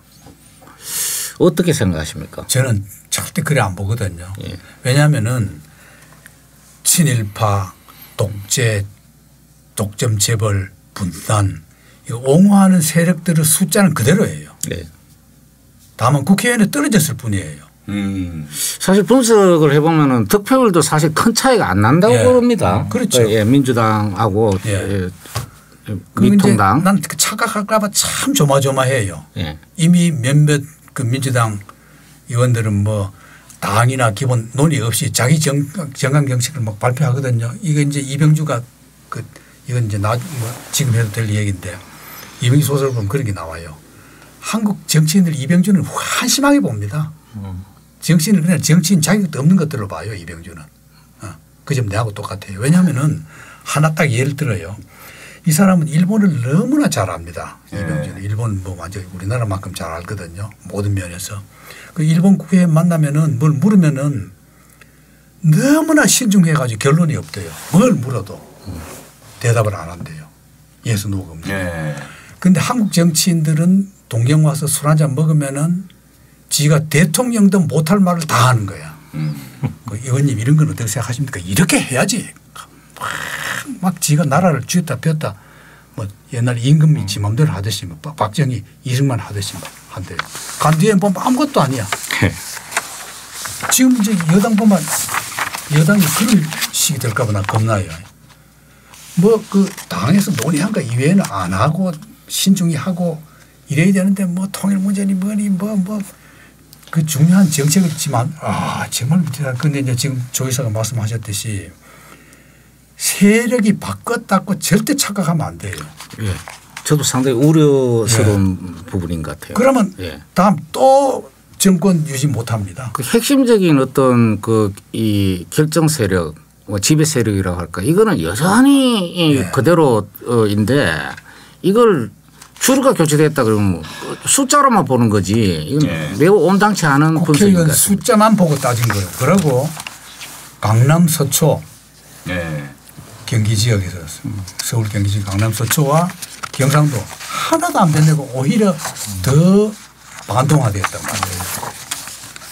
그거는 지금 여당이 정신 차리라는 경고입니다. 소장님 말씀하고 이사님 말씀을 들으니까 혁명을 해야 지배계획이 바뀌고. 그 혁명이 쉽다는 말도 있잖아요. 개혁보다. 혁명이 안 바뀌어도 정치만 잘하면 바뀌어요. 교육이라는 항상 문화 개혁이 앞서야 되는데 문화를 중요시하지 않고 자꾸 이렇게 문화를 경시한 데서 역사 우리 민족문제연구소가 항상 주장하듯이 친일파 청산에 모든 영향을 집중해서 우리 연구소를 좀 도와주고 말이죠. 회원도 더 늘어나고 이래 가지고 그게 이 연구소가 튼튼하면은 그때서야 진짜 그 이 국민의 기본 세력이 바뀝니다. 그러지 않으면 안 돼요. 네. 적어도 역사가 바뀌었다는 걸 저는 이제 기준을 그려두거든요. 첫째는 우리 연구소를 재벌까지는 몰라도 준재벌 정도는 후원해 주겠다는 사람이 나올 때. 소장님께서 너무 조직 이기주의적인 발언을 지금. 아니 이건 이제 농담 삼아. 네. 이렇게. 아니 네. 그 세월. 공중파를 빌려서 하셔도 됩니까? 그야말로 그 국민 줄 세력이 바뀌었다면 그래 나와요. 네. 뭐 안 되거든. 심지어는 뭐 그 민주화 세력 중에서도 연구소를 상당히 뭐 그 색안경을 쓰고 보는 사람이 아직도 많잖아요. 그러니까 얼마나 친일파 청산이 힘들고 어려운가. 주류 세력들이 아직도 얼마나 그대로 따리를 들고 있는가를 알 수 있는 거죠. 저는 이병주 선생의 그 보수에 대한 그 일갈 이것도 좀 우리가 유념해야 될 부분이라고 보는데 보수라는 게 이제 말하자면은 건전한 가치를 지키고 갖고 나간다 이런 뜻이 되겠는데 지금 보수 세력은 전혀 그렇지가 않지 않습니까? 그렇죠. 그래서 지금 이분선 지적이 지금 그대로 유효하다는 제 말씀이 이제 그런 의미입니다. 우리가 지난주에 했던 그 최는 말하고 똑같죠. 쉽게 말하면 그냥 우리 국가 이익보다는 미국 일본 이익을 먼저 생각하는 거예요. 자, 하여간 이제 그 4.19 이후에 이병주 선생이 썼던 이제 글들이 문제가 돼서 5.16 쿠데타 후에 그게 소급돼서 피라야 사건이 터진다 이런 얘기신 그렇죠. 거죠? 예. 구속됩니까? 구속되죠. 2년 7개월 징역사입니다. 아, 2년 7개월이요? 아, 근데 이게 재밌어요. 이 구속이요. 원래 이제 그 5.16 후에 바로 그 진보 세력 뭐 이런 것들 깡그리 다 잡아가지 않습니까? 그게 이제 아까 조회사가 얘기했던 박정희 컴플렉스, 브래드 컴플렉스가 미국에서 막 의심한다. 그 얘기 지금 다 나오거든요. 이미 기록 다 나와요. 지금 뭐 공연한 사실입니다. 거짓말이 아니라. 잘 남아 있습니다. 자기들이 기록을 잘 정리해 놨어요. 한국군사혁명재판사, 한국혁명재판사 뭐 이런 굉장히 많이 있어요. 이거 잡혀가신 게 이제 특수범죄 처벌에 관한 특별법. 이 소고법인데 이거 소고법을 만들어 가지고 다 잡아냈습니다. 다 잡아냈는데 조금이라도 저기 약간 색깔이 있으면은 이제 모조리 잡아들이는데 가장 이제 많이 피해를 본 분들이 누구냐 그러면 한국 전쟁 전후 민간인 학살 유족들 그 각도에 그게 조직이 돼 있었거든요. 모조리 다 잡아냈습니다. 잡아놓고 그다음에 이제 뭐 언론계 조영수 선생을 비롯한 민족일보 계열 언론인들 그다음에 교원노조 이게 뭐 괴멸적인 타격을 입히죠. 그걸 몇십 년 동안 회복 못했지 않습니까? 완전히 그야말로 미국에 잘 보이려고 미국의 신임을 얻으려고. 아, 근데 유족회는 이제 가족 잃은 사람들인데 또 거기에 더해서 또 고통을 그렇게 줬다는 게 너무하네요 진짜. 그러니까 그 당시 이제 그 장 같은데 양민 학사사 거기에 뭐 비치역 같은 걸 그냥 그대로 무너뜨려 가지고 다 묻어버리고 그 간부들 다 잡아가고 뭐 이런 겁니다. 그런데 이제 이병주 경우가 참 재미있어요. 느닷없이 잡혀간 거예요. 그 보니까 그 쿠데타 나고 나흘 만에 그 5월 17일 날 보니까 군부를 환영한다라는 사설을 이렇게 썼어요. 보니까 그러고 났는데 바로 자기 4일 친구가 했으니까 다 환영했죠. 그런데 바로 4일 뒤에 그냥 그러니까 상상도 못했을 것 같아요. 자기 친구가 이렇게 딱 직거를 했는데 꿈에도 못 보고 자기도 이제 출세할 줄 알았죠. 기대하고 있는데 느닷없이 와서 잡혀가니까 도경찰국 바로 잡혀가요. 경남 도경 경찰국 경남 아니 황영지도 와 있는 거야. 그래가지고 이거 뭐고 우리가 도덕 정치를 하락했는데 이게 뭐고 하면 저끼리 경상도 말로 이제 뚜렷한 거야. 그래가지고 잡혀가 제법 맞는 거야. 봐도 보니까 야 이게 참 드라마틱합니다. 원래 이미 그때 이병주는 그 사찰계 그 형사들 정보가 형사들이 잡아 넣으려고 이래 다 몰아넣고 있었대요. 이병주 전과가 이미 있잖아요. 6.25 때 전과가 있기 때문에 그 어떻게 됐냐면은 한 그 이 남로당 후에 남은 애들 중에 젊은이가 하나가 어떤 결혼식을 한대요. 근데 거기 이제 그 주례를 서거리 했던가 뭐 그래요. 주례 섰다고. 그렇죠. 그래 하기를 했는데 그 전날 잡혀가요. 그 전날인가 하루 전날인가 이틀 전날 잡혀갑니다. 근데 이제 도 정보국의 정보과 형사들은 그날 가서 그 결혼식 온 것들 일망타진한다고 그날 결혼식 날 딱 기다리고 있는 거야. 그런데 이제 이 계엄사 여기서는 그걸 모르고 일률적으로 명단 딱 보내가지고 그냥 일괄 잡아들인 하루 전에 잡아들어버린 거예요. 그 이제 이병진 처음에 그걸 몰랐죠. 전혀 모르고 왜 잡혀간지도 몰라요. 그 하수인들이 손발이 안 맞은 거예요. 공작을 하고 있었는데 다른 쪽에서 먼저 잡아 넣어버린 거예요. 참 극적이죠. 안 그랬으면 수백 명이 이제 잡혀갈 뻔했어요. 조직 사건 될 뻔했는데. 뭐가 진보 세력 시기 말하는 빨갱이다. 빨갱이 단체에 들었다. 아무 단체에도 관여가 안 되는 거야. 그러니까 필하로 돌려요. 이따 알겠죠. 필하로 잡아간 것도 아니에요. 필하로 돌려가지고 저 사설을 이제 사설과 아까 그 조국 부재 그 글을 가지고 이제 걸어넣은 거예요. 걸어넣으려고 보니까 혼자만 걸어넣으면 안 되겠거든요. 그래서 국제신문 논설위원을 추가로 또 더 구속해요. 같이. 그 사람은 억울하죠. 이병주 때문에 똑같이 지정 살았으니까. 그럼 박정희는 절친인 두 사람한테 왜 그랬을까요?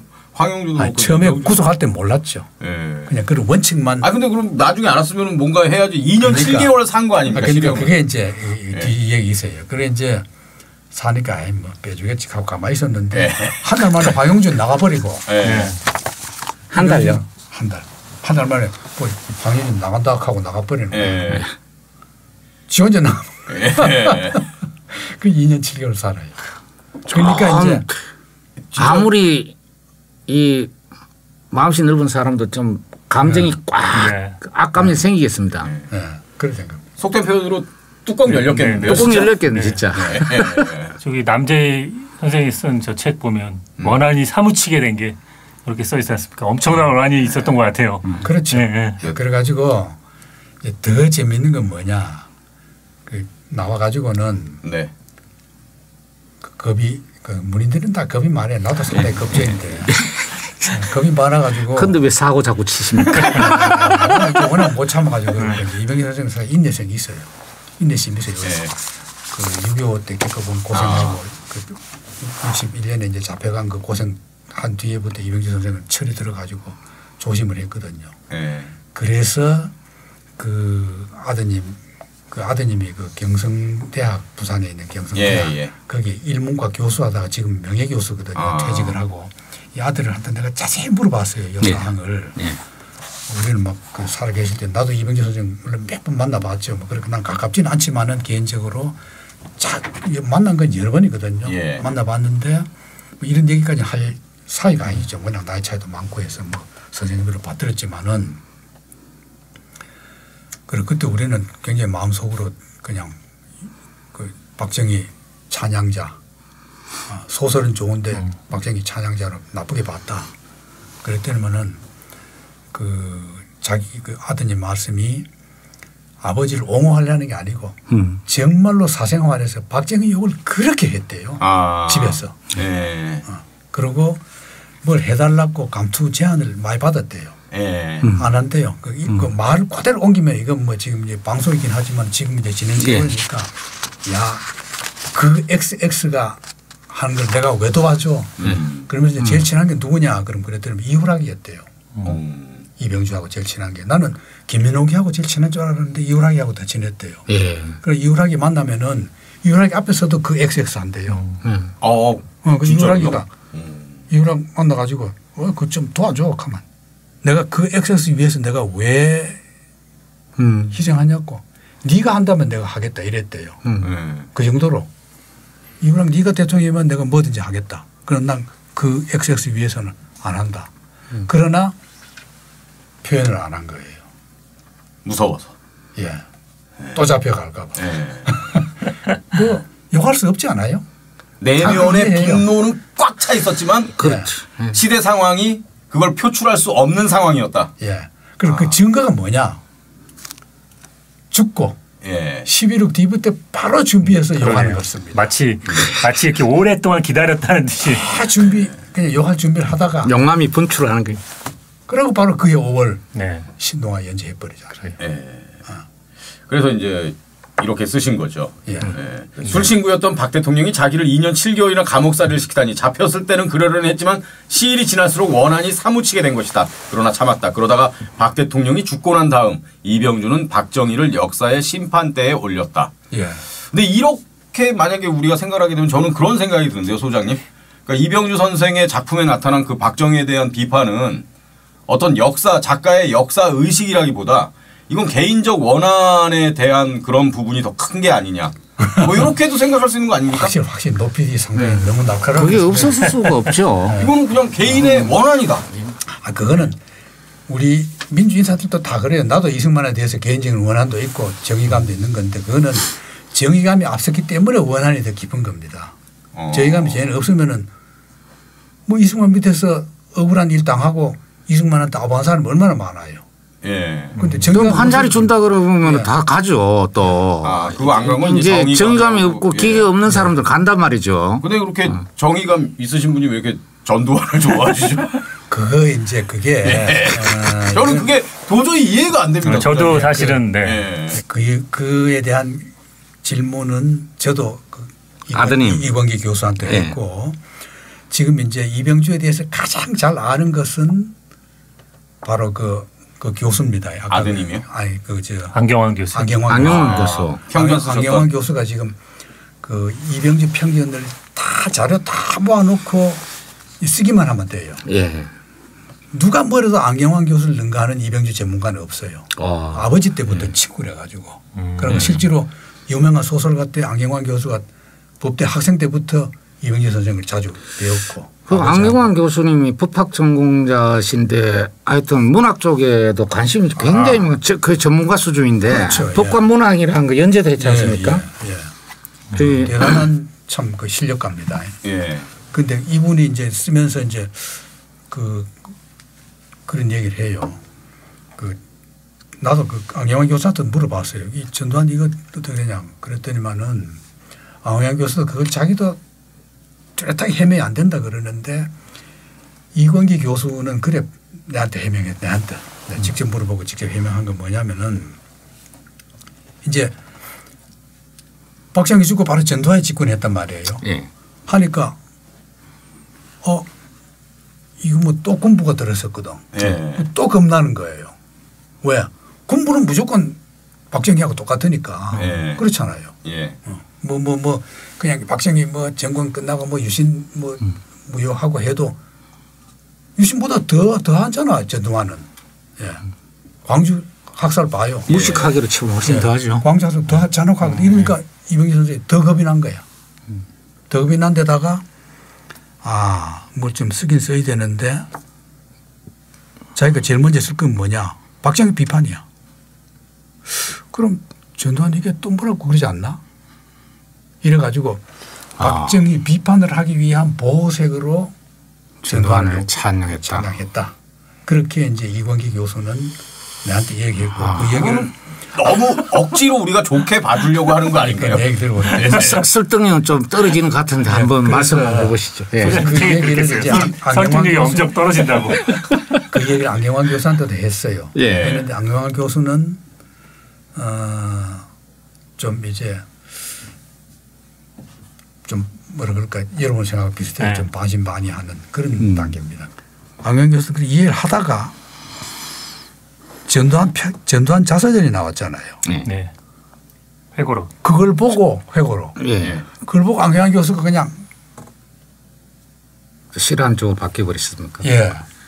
전두환 회고록에 지금 이병주와의 그 사적인 그게 많이 나오지 않습니까? 그러니까 그게 일부러 이제 그렇게 너무 많이 나온다 이거예요. 너무 많이 나온다는 거예요. 그래서 이건 좀 문제가 없지 않지 않느냐. 그래서 이제 그것도 이제 나는 또 이렇게 생각을 해봤어요. 저거는 이병주 교수님 돌아가 버렸으니까 돌아가신 뒤니까 전두환이 자기를 포장하려고 그냥 막 그냥 이병주가 인기 있는 작가였으니까 그거 핑계를 대는 게 아니냐. 이런 생각도 들어요. 어찌됐건 이병주 선생의 그 전두환 찬양 부분은 조금 납득이 많이 안 된다. 비판을 받아야 된다. 이렇게 생각합니다. 기사를 보니까 전두환이 백담사 갔을 때 뭔가 성명했을 때 그 내용을 진짜인지 모르겠지만 약간 도와주면서 감수해줬다 이런 기사가 제가 검색해 나오더라고요. 근데 이게 진짜인지 아닌지는 저는 잘 그런 점 때문에 아마 저희 세대한테 그 어떤 그런 것들이 그대로 계승이 안 된 것 같아요. 이렇게 딱 단절이 돼서. 다시 좀 시간 뒤쪽으로 가보면 그러면 이제 2년 7개월 실형을 살고 네. 나온 이후에 전업 작가로 데뷔하게 되는 거예요. 그렇죠. 소설 알렉산드리아는 걸 써가지고. 예. 알렉산드리아. 그러면 이제 박정희 살아있을 때는 작품을 통해서 뭐 비판을 전혀 못했다 그랬잖아요. 예. 이제 그때는 어떤 작품들을 좀 많이 쓰셨습니까? 박정희 그 정권 그때는 그 인간 세상에서 인과관계. 예. 그게 참 그 이병주 대단합니다. 어떻게 쓰냐면은 전부 다 그 한국전쟁 전후에서 억울하게 죽었던 사람들 뭐 그런 걸 가지고 그런 걸 그 인과관계라든지 이런 걸로 풀어내요. 우리 같은 사람이 보면은 그 작가의 사상이 그대로 보이죠. 그래서 절대 그 휴머니즘 원칙이나 거기서 어긋나지 않아요. 그리고 특히 놀라운 것은 70 몇 년이야 그게 75년이죠. 75년 사회안전법 생길 때. 네. 75년에 사회안전법 생기거든요. 이병주 선생이 이제 다른 기록 여러 군데 그 아드님 말이나 그 의하면 유신할 때 상당히 움츠러들었대요. 겁을 내 가지고 네. 유신 가니까 또 10월 유신 때. 예. 아유 뭐 72년 10월 유신 할 때 막 움츠러들어 가지고 굉장히 좀 겁을 내더래요. 그러다가 두 번째 이건 내가 직접 그 경험한 얘기예요. 들은 얘기인데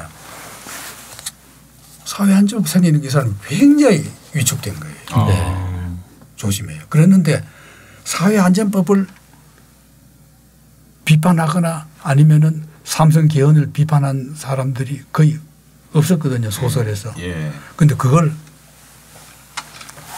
삼성 개헌 그걸 아주 은유적으로 비판을. 그게 쥘부채라는 소설인데, 이야, 그거 눈물겨워요. 그 6.25 때 이제 A는 체포돼 가지고 남자는 사형당해 죽고 여자만 혼자 이제 살다가 20년 징역을 받고 3년 앞을 놔두고 병사예요. 병사에서 이 여자 시신을 이제 대문 밖으로 그 짐술에 사람들 그는 짐술에 시신하고 유품을 싣고 가다가 뭘 한 떨어뜨려요. 그게 이제 쥘부채입니다. 그 쥘부채가 어떻게 만들어졌냐면은 길이가 7cm 뭐 딱 접으면은 여기 한 2cm 정도 되는 그런 게 눈 위에 있는 걸 어떤 학생이 주어요. 그래서 딱 펴보니까 거기 아주 아름다운 꽃을 수놓은 그 배로 만든 부채죠. 그 형무소 가면은 대나무 젓가락 해가지고 부채 살로 하고 해가지고 부채를 만들거든요. 그 배에다가 머리밥 이겨가지고 딱딱 붙여가지고 머리만 되도록 그래 만드는 게 많습니다. 그런데 이제 그 질부채 끝에 이제 부채 끈이 있잖아요. 뭐 오색 청실 홍실 해가지고 이래 묶고 그게 뭐냐면 머리칼로 되어 있어요. 여자 머리칼로 이래 뭐 이거 만든 거야. 그리고 보니까 화사한 꽃이 있고 위에 나비가 이래 한 마리 펴만 딱 날개 펴고 날고 있어요. 그리고 꽃에 가만히 있다 보니까 아주 작은 글씨로 그 여자 이름의 이니시얼이 있어요. 신명숙이라는 시옷, 미음, 시옷. 남자는 또 뭐 하면 기억 또 뭐 있어요. 그걸 이제 그걸 주순 학생이 교도소 가서 쭉 추적해 찾아요. 그 자기가 부채를 주순 날짜 전후해서 출감한 사람 뭐 처형당한 사람 찾으니까 그 여자 이름이 나오는 거예요. 그 여자 주소를 찾아가 집에 가봐요. 가보니까 뭐 그 장례 지내고 이제 다 해놓은 거 그런 게 나오는 게 있거든요. 그 남자 주인공이 이제 하는 서클이 이제 프랑스 연극을 하나 불문과 학생인데 하면서 이제 공산주의 욕하는 걸 넣으면서 그 대화 중에 은연중에 삼성 개헌 같은 걸 비꼬는 그게 나와요. 그 이병주 그런 거요. 독자들이 눈치를 챌 듯 말 듯 내 같은 사람 눈에만 보이도록 그렇게 하는 겁니다. 참 조심했다는 게 역력히 드러나죠. 그래서 이제 70년대 그런 작품들을 쓰셨고 11.6 이후에는 본격적으로 이제 박정희를 비판하는 그런 작품들이 나오는 거죠. 선생님 지금 통큰 사람들 해가지고 진짜 자기가 이제 그 남자이 뭐 거물 아닙니까? 자기가 쭉 살아오면서 통 큰 인간들만 이제 딱 모아놓은 책인데 문인으로는 여러분들이 별로 좋아 안 할 선우이하고 이병주 둘만 들어가 있어요. 선우이. 선우이도 통 크거든요. 돈이 많으셨나 봐요. 돈 많았죠. 원래 부잣집 아들. 예. 많이 벌어서 많이 써요. 예. 굉장히 사치했대요. 그 남재희 선생 그 기록에 의하면 통상들이 하면은 옷도 최고, 넥타이도 최고, 빨간 거 좋아하고. 미래통합당 쪽이시구나. 그 다음에는 이제 동경에서 한 번 만난 적이 있는데 대국고 호텔 최고 아닙니까? 거기서도 구관. 그 호텔의 신관 아니고 구관이 훨씬 더 비싸대요. 온천이 있는 데인가 보죠, 이렇게. 구관. 방도 막 큰데 나도 그 구간에 한번 가본 적이 있어요. DJ 선생 있을 때 내가 일본 동경 여행하다가 거기서 이제 그 식사 DJ 선생은 식사하고 우리는 그냥 인사만 하고 나왔는데 그 구간에만 꼭 있고 가만 이제 탁 이래가지고 뉴욕 타임스, 뭐 워싱턴 타임스, 뭐 하고 또 르몽트, 어사이, 허세 아닙니까? 어사이 신문 탁 이래가지고. 뭐 저희들도 대학 다닐 때 뉴욕 타임스 끼고 다녔습니다. 폼 잡고. 그래요? 뉴욕 타임스. 비싼데. 잘 보지는 않고 그냥 허세 아닙니까? 허세죠. 구독료가 엄청 비싼데. 여기 남재희 선생님 증언해 보면 살롱이나 카페에서는 주로 양주나 꼬냑을 병으로 시킨다. 여러 번 그와 술자리를 같이 했지만 막걸리나 소주를 마신 적은 없었다 이렇게. 아주 멋쟁이였다는 그런 기록들이 많이 있습니다. 그 친구 있으면 아주 좋죠. 이런 친구가 있으면. 그렇죠. 술도 자주.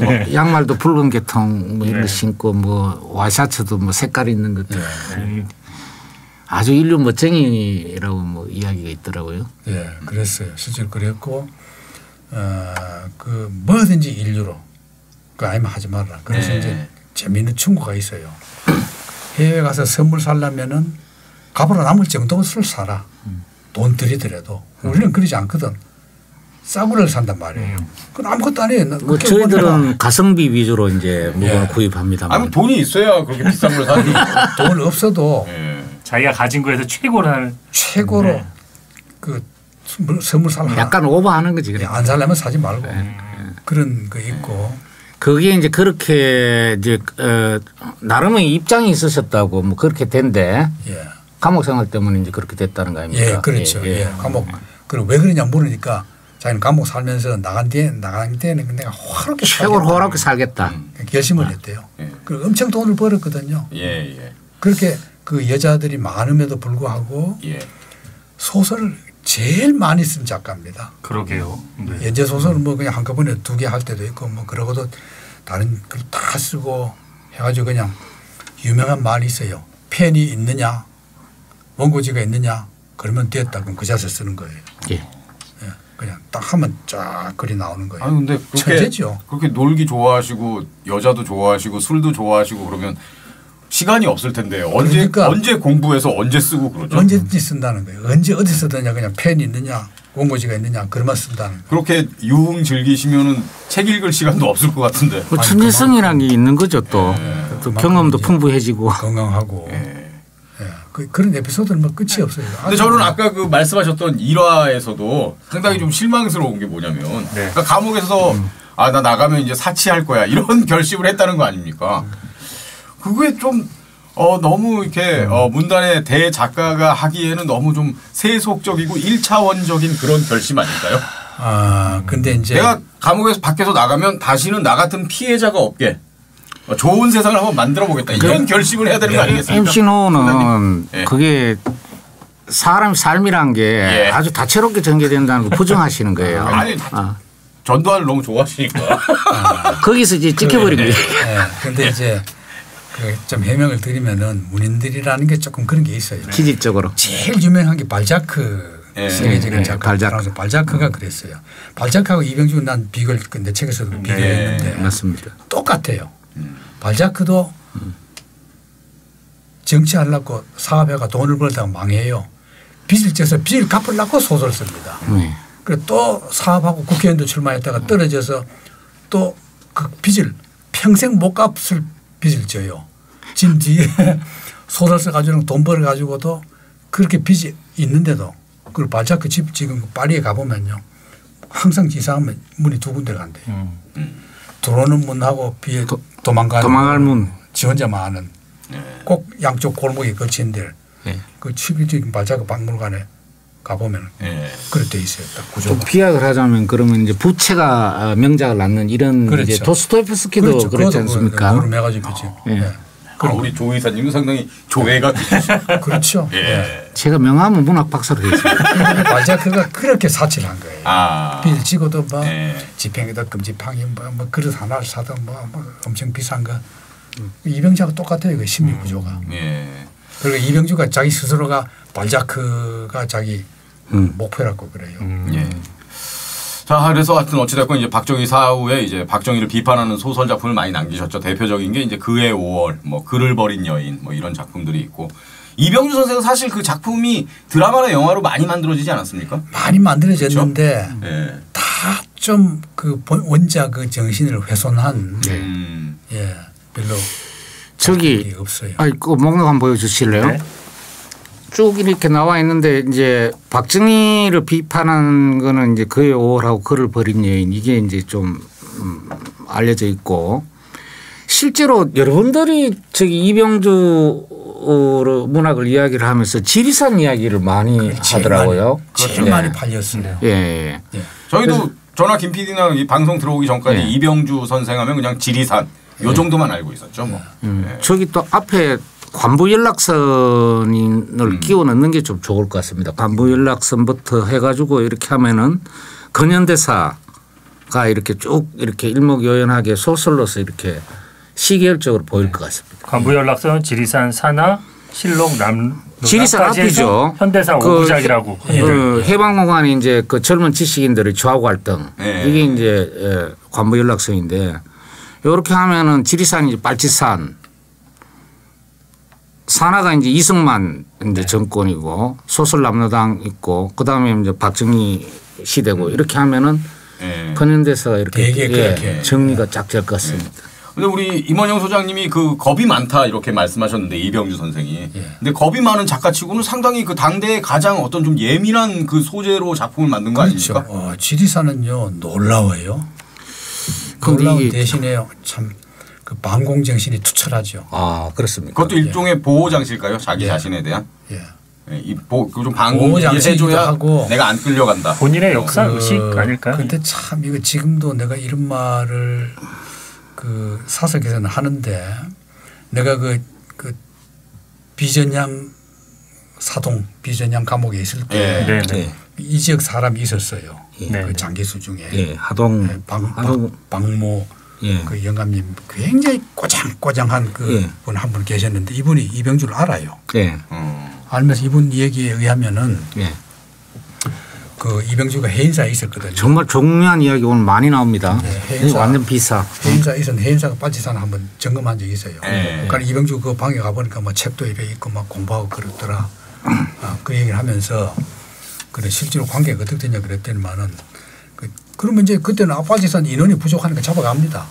잡아갔는데 안 잡아갔대요. 그리고 왜 안 잡아갔냐 그랬더니 막 이 얘기 해보고 하니까 하도 똑똑하고 그 이런 사람은 그 어떤 면에서 보면 기록을 위해서 이렇게 재주 있는 사람은 놔둘 필요가 있다. 빨치산 중에 굉장히 똑똑한 사람 많았거든. 그때 똑똑한 빨치산 많았어요.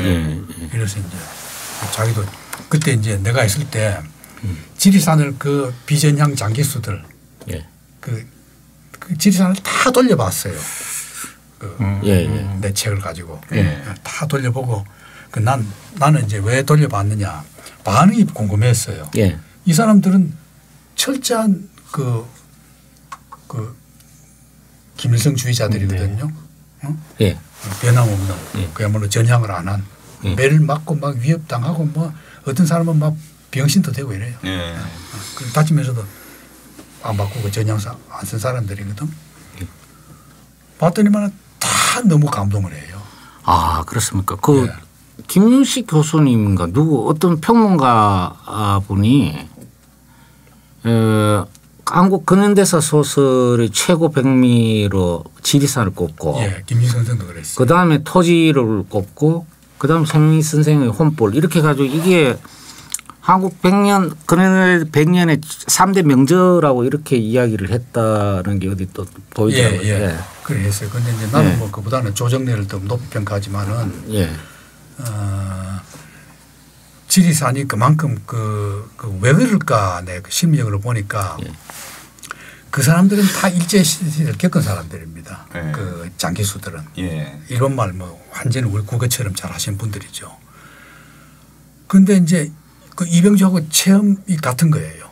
이병주 세대와 비슷한 체험에다가 그 읽으면서 막 자기 아는 지식까지 보태가지고 다 감동을 하는 겁니다.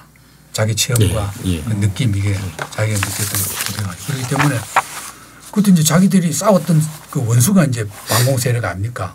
그 방공 세력들이 지리산에 다 나오거든요. 그런데 너무나 똑같은 거예요. 그 방공 세력들이. 그러니까 이 사람들도 감동을 하죠. 비판을 해도. 그런데 그게 그 지역하고 이제 하동 쪽이니까요. 그런 것도 좀 연관성이 있을까요? 전에 들은 이야기도 꽤 많았을 것 같고. 저게 이제 그 나중에 나온 이태의 남부군 이제 많이 썼다고 하는데 그건 뭐 이병주 선생 자신도 부인 안 해요. 안 하고 사실은 난 이태 선생도 잘 알거든요. 여러 번 만나고 뭐 그 이 얘기도 많이 하고 뭐 함께 지리산도 한번 갔어요. 이태 선생 모시고 그랬는데 사실은 그때 다 해결된 문제입니다. 돈도 다 주고 뭐 했는데 이제 이래 되니까 뭐 이태 선생은 빼앗긴 게 억울하다는 걸 가지고 이제 막 좀 그 때를 쓴 거죠. 그러니까 이병주로서는 뭐 다 하고 쓰다고까지도 얘기했대요. 뭐 이병주 뭐 그냥 이래 비껴먹고 그럴 자체한 인간은 아니거든요. 그분도 뭐 남북을 쓰셔가지고 뭐 책도 많이 나갔지 않습니까? 유명해졌죠. 유명해졌죠. 이병주 선생의 이제 박정희 비판은 아까 말씀드렸던 그 두 작품을 좀 읽으면 잘 알 수 있지 않을까 싶습니다. 그런데 거기서 이제 그 사나 그의 5월 특히 그의 5월에서 그의 5월에서는 이제 그의 5월은 그야말로 1960년 5월 16일부터 79년 10월 16일 18년간의 기록. 그걸 완전히 역사의 도마 위에 올린 겁니다. 그래가지고 박정희의 친일부터 그 정치적인 죄악 그게 정치적인 죄악이 그게 죄악만이 아니고 우리 국민성 한국의 교육을 기본적으로 망친 게 바로 5.16 쿠데타다. 교육 자체를 망쳤다. 자기들이 윤리 도덕을 파괴한 거예요. 쿠데타가. 그래 놓고 무슨 교육을 바로 되느냐. 그 뒤부터 교육도 없고 사회 윤리 도덕이 하나도 없어졌다. 그 뒤에 국민성이 다 나빠졌다. 그게 중요한 줄거리 핵심이 되죠. 그게 뭐 저런 사회적인 범죄 정치적인 탄압 저건 뭐 그냥 다 그 일환들이고 거품이고 가장 중요한 것은 그냥 국민성 교육 자체를 망쳤다. 쿠데타에 대해서 계속 뭐 제가 좀 반복되는 얘기입니다만 쿠데타에 대해서 이렇게 신랄하게 통렬하게 비판하셨는데 왜 전두환의 쿠데타에 대해서는 그렇게 그래서 집요하게 전두환 문제를 자꾸 물고 늘어지시네. 이해가 안 돼서요 도저히. 저도 이해가 안 되긴 마찬가지입니다. 노 MC가 보니까 상당히 물고 늘어지는 기질이 있어요. 한 가지 문제 딱 짚이면 그냥 가만히 안 둬요. 그렇습니다. 1992년에 이병주 선생이 이제 타계를 하는 거 아니겠습니까? 그 이후에 아까 우리 김 PD도 좀 얘기했지만 세상을 떠나신 이후에 조금 젊은 세대들은 잘 모르는 좀 잊힌 그런 작가가 된 게 사실이거든요. 아무래도 그 좀 80년 이후의 어떤 행적이나 뭐 그런 것 때문에 좀 연관이 있지 않을까요? 소장님 어떻습니까? 그때는 그 80년 그 전두환 찬양은 이병주가 살아있는 동안에는 서정주에게 비판 스포트라이트가 비쳐버려요. 그래서 이병주는 사실 살아있는 동안에 전두환을 그렇게 찬양했다는 거는 좀 묻혀 있었어요. 그 뭐 전두환 전기까지 쓴다고 돈을 얼마 받았다 뭐 그런 건 나중에 다 사후에 연구자들이 해서 자꾸 이렇게 밝혀진 거지. 그 당시에는 묻혀버렸습니다. 왜? 하도 서정주가 그 시 한 편으로 그냥 날려가지고 대중성. 뭐라 그랬었죠 그때? 미당이 그 단군 일의 가장 아름다운 미소라 그랬었나 뭐 그랬던 것 같은데. 헌시를 바쳤지. 전두환 찬양. 그때는 뭐 이병준 한테는 스포트라이트가 안 갔어요. 한 수 더 떠는 사람이 있어가지고. 그러면 세상을 떠나신 후에 조금 이렇게 약간은 젊은 세대 끝까지 이어지지 못하고 약간 좀 단절된 느낌이 된 작가가 된 이유는 어디에 있을까요? 그거는 제가 볼 때는 이게 이제 한국 문학이라는 게 참 묘해요. 일제 때부터 마찬가지지. 신비시대 때도 그랬는데 문단 밖의 사람이 항상 그 독자 대중을 확보합니다. 그 무슨 말씀이시죠? 김소월, 예. 이육사, 예. 윤동주, 예. 다 문단 밖의 사람이에요. 한용운, 문단 생활 안 한 사람들이야. 전업이 아니라 그런 뜻인가요? 전업도 아니지만 어쨌든 문단 그 문단이 있잖아요. 지금도 문단이 있잖아요. 그 어떤 인문학을 말씀하시는 아니 문학 그러니까 잡지에 투고를 한다든지 단체에 속해 있다든지 뭐 이런 동인회가 있잖아요. 벗어난 사람. 동인회 이런 걸 벗어난. 이병주도 마찬가지입니다. 그 이제 문학지에서는 이병주를 아마 소설도 문학지에 큰 발표가 없을 거예요. 그만큼 문학지보다 더 센 잡지들에서 다 이병주 원고를 더 많이 주고 해버렸지. 그 뭐 문학 문단 상대할 그 계제를 넘어버린 거죠. 그랬거든. 그랬는데 80년대 이후부터 이제 한국 문단이 어떤 현상이 나타나냐면은 문단을 떠난 사람들에 대한 연구가 없어져요. 쉽게 말하면 평론가들은 이병주를 보지도 않는 겁니다. 관심 밖의 인물이 돼요. 그러니까 저게 무리를 안 보고 언론인으로 봐버렸나요? 뭐 묻혀버린 거죠. 그 대신에 이제 뭐 정치인들 뭐 사업하는 사람들 뭐 그 기념사업에 내가 처음 모임에 가니까 뭐 그 영화 배우 최지희라고 옛날 유명 여배우 미모 여배우가 있거든요. 미국에 있다고 그러지 않았나요? 모르겠어요. 근데 그건 왔더라고요. 그런 식으로 그 한국 사회의 모든 분야에 다 교육가 있었기 때문에 그 문단 같은 거는 좀 문단에서는 상당히 소홀히 했죠. 송화 쿠데타는 없다. 이런 거는 뭐 꼭 읽어볼 만하죠. 쿠데타를 세계에 있었던 쿠데타를 다 일일이 언급해요. 하면서 모든 쿠데타는 다 단기적으로 성공했을지라도 장기적으로 보면 다 실패다. 그리고 그건 없어야 될 거다. 그리고 독재자. 모든 독재자는 한두 가지 좋은 점이 다 있다. 조전 켈람 뭐 박정희도 많잖아요. 그러나 전체적으로 봐서 독재자는 그건 그 정치인이 돼서는 안 된다. 그게 일관된 겁니다. 그 소설에 저게 이제 국가혁명과 나라는 게 이제 박정희가 직접 쓴 글이잖아요. 이제 그걸 비판하는 내용으로 이제 저렇게 썼다라는 거죠. 국가혁명과 나 이건 박정희 개인의 어떤 소신이나 신념 이런 밝힌 부분이 많은데 이승만에 대한 평가가 명백하게 저기 또 나옵니다. 본인이 이승만에 대해 가지고 굉장히 부정적 비판적으로 이야기를 해요. 그래서 저게 우리 쪽에서는 또 중요한 자료가 되고 있습니다. 저희 이제 그해 5월에 나오는 대목이죠. 예. 근데 그해 5월의 주인공이 그 이사마 아닙니까?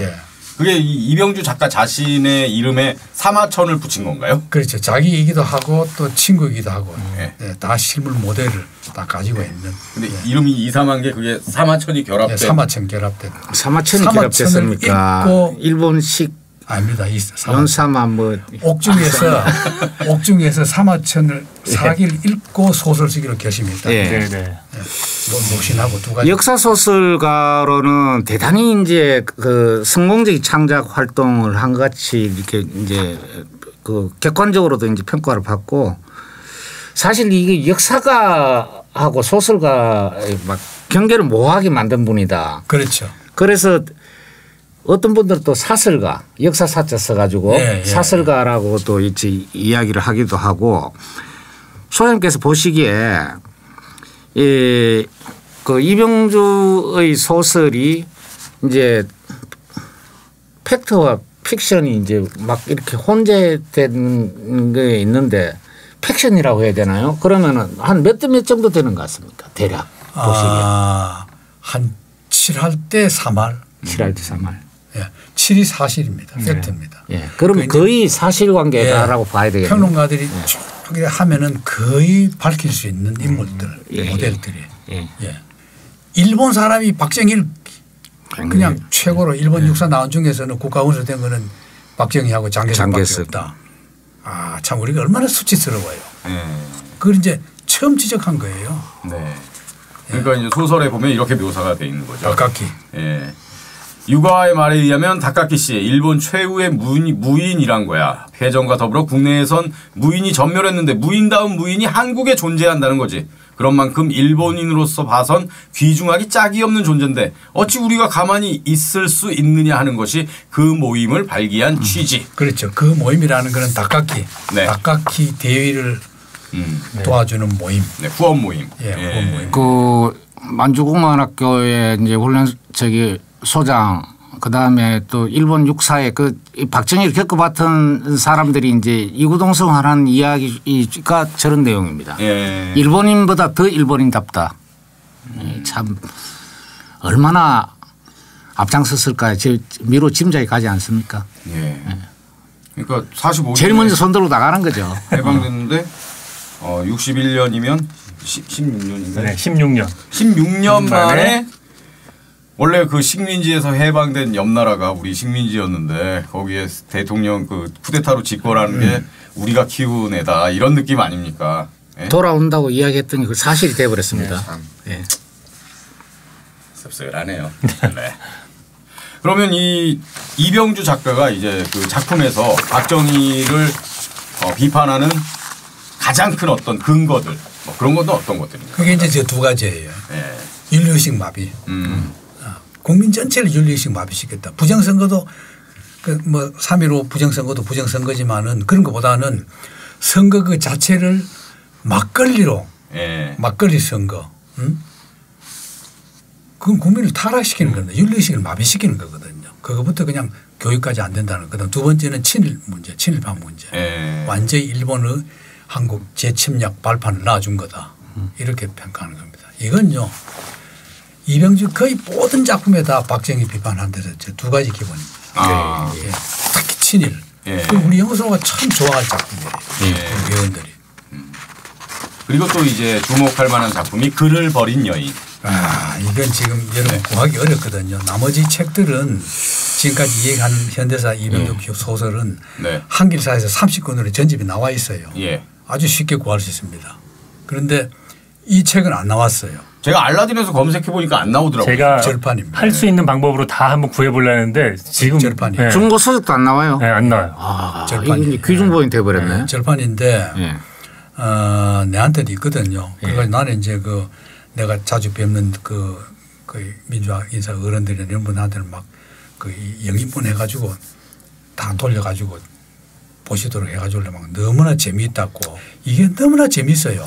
왜냐하면은 그의 5월은 박정희의 외전 정치적인 요건 내전 내전 여자 관계예요. 사생활 여자 관계인데 그 대개 이제 뭐 유경수가 박정희 그 몇 번째 여자 하면 다 두 번째로 알죠. 본처하고 이 소설이 하면 네 번째예요. 네 번째. 본처가 있고 그다음 두 번째 여자가 이 소설의 주인공입니다. 한수정. 원산 루시오고 주식 여자고 세 번째 여자는 한수정의 선배인 또 루시오가 나와서 이화여대 영문과를 나온 또 여자가 세 번째 여자입니다. 이현숙. 네 번째가 이제 유경수. 이 소설을 보면 그래 되어 있습니다. 맞습니다. 그런데 이게 이제 이 8.15 직후부터 쭉 다 나오거든요. 나오는데 조갑제의 그 내무덤의 침을 포탈라 해도 한수정 두 번째 여자는 안 나와요. 세 번째 여자는 나옵니다. 세 번째 저기 있죠. 이름이 달리 나와요. 조갑제는 이현란으로.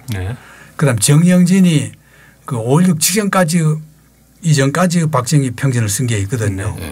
거기는 이현숙으로 이름은 다르지만은 둘 다 이화여대 영문과 출신 여자로 나옵니다. 그런데 이제 이게 중요한 게 뭐냐면은 이 여자와 함께 살 때의 박정희가 이제 하다가 나중에 막 독립운동가 욕하고 뭐 해가지고 이제 이 여자한테 박정희가 버림받아요. 그러니까 이제 그를 버린 여자는 바로 이 한수정이고 버림받은 남자는 박정희인 거예요. 그러니까 서문에 나와요. 서문에 아예 딱 박정희라고 나와요. 그래서 이제 박정희인데 그러니까 그 두 번째 여자인 저 한수정의 존재는 사실인 거죠? 사실이죠. 작가의 상상이 아니라. 아니 사실로 봐야죠. 그리고 거기에 이 소설에 거의 사실 다 나옵니다. 거의 뭐 나중에 청와대 뭐 비서실장급부터 뭐 보면은 거의 나오고 특히 그 남로당 관계 이건 아주 자세히 실명이 다 나와요. 실명 그대로 남로당. 근데 이제 이 집에 있을 때 남로당 모의를 했다는 거예요. 남로당 네. 박정희 관계가 했는데 네. 나중에 이 여자부터 버림받아가 갔다가 그 여자는 이제 그 홀가분하게 버린 거죠. 버렸는데 나중에 여자가 잡혀가요. 여순 사건 때 이제 박정희 잡아놨는데 다 보니까 그 집에 있을 때 그 이 집 방에서 돈을 주고받고 한 거예요. 금품 수수를 한 거야. 그랬는데 박정희는 계속 오리발 내미는 거예요. 그런 적 없다고. 자기는 돈 취급 안 했다고 하니까 이 여자를 하여금 그냥 그걸 뭐 그런 게 했는지 모른다. 왜냐하면 이 소설에 그런 게 나와요. 손님이 다녀가기만 하면 그 이튿날 하숙비 줬다. 이 여자는 또 굉장히 그 인격적으로 대단한 품이 있는 여자가 되어가지고 박정희를 옹호하려고가 아니고 뭐 워낙 그냥 증오 대상이 되어버렸는데 이때는 이제 증오와 멸시 대상이 돼요. 됐는데 자기 양심상 그래도 남에게 위해를 끼쳐서는 안 된다. 그거 하나만으로 버텨가 매도 맞고 막 고민해가지고 형무소까지 넘어갑니다. 서울 형무소까지 넘어갔다가 사형될 수가 있으니까. 예. 만약에 이 여자가 오케이 해버렸으면은 사면을 못 받았다는 거예요. 이 소설에 의하면은 왜? 돈 주는 게 명확하니까. 그런데 박정희가 오리발 내밀기 때문에 사면은 구실이 된단 말이에요. 그 구명운동 해가지고. 역사가 바뀔 수 있었는데요. 예. 그 얘기가 나온 겁니다. 이 여자가 내가 그때 그랬으면은 5.16도 없었을 거 아니냐. 이런 얘기가 나와요. 대단히 흥미있는 소설 아닙니까? 그런데 그보다 이제 이 소설이 내가 이제 이 소설 내가 이제 가장 중요하다고 보는 이유는 김재규가 박정희를 왜 살해했다고 하냐. 살해하면 또 사람들이 막 시인데 살해냐 한데 살해입니다. 예, 살해죠. 예, 왜 살해냐 하면은 또 뭐 다 아시는 분은 아시겠지만 명자에 보면 말이죠.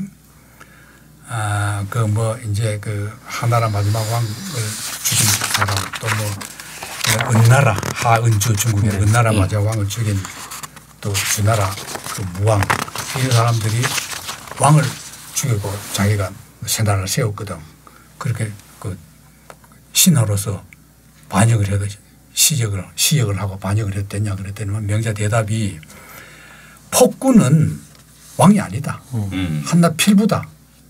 그래서 나는 그 사람들이 한낱 필부를 죽였다는 말은 들어도 왕을 시역했다는 말은 못 들었다. 명자가 그럽니다. 쉽게 말하면은 폭군은 왕이 아닌 거예요. 그렇기 때문에 이미 저때는 박정희는 폭군이라고 이미 역사가 평가를 내렸을 때이기 때문에 살인 거예요.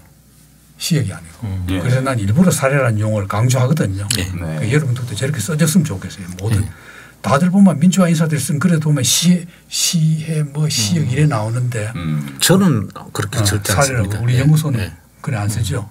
저래 써야 됩니다. 저게 맞아요. 그런데 이제 저 죽인 원인을 이병주 선생은 여순 사건 때 박정희가 밀고 해서 죽은 장교들의 아들, 딸들 박정희 암살단을 만들어요. 박정희 암살단. 그거는 상상이죠? 아니요. 이게 사실입니까? 픽션과 팩트 사이를 왔다 갔다 하는데 이게 김재규가 수사 과정에서 이걸 아는 걸로 이렇게 나오던데요. 확인할 길이 없어요. 그러나 참 난 그때 하려고 하니까 난 그때 박정희 모르겠는데 박정희의 남로당 시절이 다 이거 밝혀져야 이 사람들 수사할 수 있는 겁니다. 그렇죠. 그래가지고 그러니까 못했다. 못하는 거죠. 이렇게 돼 있는데 기소를 못하는 거죠. 그래서 이제 김정희로서는 이 암살단을 풀어줄 명분이 생겼다. 그 풀어준 거예요. 그런데 이제 참고로 물어요. 이제 하숙집 주인이 한정숙이. 야, 그래 당신은 왜 그렇게 죽이려고 했냐? 5가지 이유입니다. 그랬더니 이렇게 답을 하는 거죠. 내가 노리는 자는 첫째 민족의 적입니다. 일본 제국의 용병이었으니까요. 둘째 민주주의의 적입니다. 쿠데타로서 합헌 민주정부를 전복한 자니까요. 셋째 윤리의 적입니다. 자기 하나의 목숨을 살리기 위해 자기 친구를 모조리 밀고 해서 사지에 보낸 자니까요. 넷째 현재 국민의 적입니다. 자기가 장악하고 있는 정권을 유지하기 위해 언론과 비판활동을 봉쇄하고 자기에게 반대하는 사람이라고 보면 학생이건 지식인이건 정치가이건 경제인이건 인정 사정 없이 탄압하는 자이니까요. 아주 일목요연하게 정리를 딱 했네요. 그다음 다섯째는 안 나왔나? 저게 최우진 소리입니까? 아닙니다. 그 학생들이 물으니까 저래 말하는 건 다섯 번째. 학생들이 입을 빌려가 지금 이렇게 표현되어 있습니까? 그 다섯 번째인데 그 뭐냐면은 마지막으로 나는 그자를 죽임으로써 효도합니다. 아 그렇죠. 암살단이니까. 그 얘기를 그 김재규한테 해요. 김재규가 제 얘기를 듣고 안 되겠다. 제가 그래 나오거든요. 그 암살단들이 총 한 방이면은 5가지 좋은 일을 하는데 내가 민족적인 영으로 5가지 좋은 일을 하는데 그래서 난 죽으려고 그랬다. 저 내용을 그대로 김재규가 듣고는 가만히 서 있습니다. 이 가서가지고 박정희 사진학거리를 봐요. 그게 이제 언제냐 1979년 10월 25일 밤 11시. 그 다음 날 하루 전이네. 당기게 되는 거죠. 저것 때문에 암살을. 명작면 아닙니까? 사실이든 허구든 소설가가 저 정도의 그 김재규 행위를 심리적으로 이렇게 평가한 거 난 이거 참 높이 평가해요. 그런데 남산의 부장들 같은 데서는 이런 내용을 몰랐다고 봐요. 남산의 부장들도 그렇고 그때 그 사람이라는 또 똑같은 그 시기에 그때를 했는데 이렇게 처리해 줬으면 정말 참 이 드라마틱하고 참 이런 거를 시나리오 작가라든지 감독한테 알려주면 아마 또 다른 형태의 버전으로 나올 수도 있을 것 같아요. 소설이 워낙 안 알려져서 못 봤지. 난 뭐 물어보지는 않았지만 못 봤지 않았을까. 참 안타까워요. 그러니까 이병주 선생의 소설 글을 버린 여인에 이 김재규가 방아쇠를 당기게 된 그 어떤 이유 까닭 이런 것들이 다 정리가 다 딱 돼 있다는 얘기 아닙니까? 암살단 이런 게 모티브가 너무 힘들다. 그러니까. 상당히 설득력이 있으면서 이게 좀 아주 재밌는 구성이 될 것 같은데. 봉준호 감독한테 좀 줘야겠습니다. 봉준호 감독하고 뭐 친분이 있습니다. 뭐 영화계의 활약을 한번 기대를 해봅시다. 이 소설 보시고 영화계에서 누가 하나. 그런데 이제 아드님이 허가해 줘야 되는데 나는 그 계속 출판을 권해요. 그냥 아드님이 그냥 유보하고 있어요. 저 책을요? 왜 유보하는 거죠? 이유가 뭐죠? 뭐 이유가 뭐 있지만 뭐 우리가 밝힐 필요는 없고. 알겠습니다.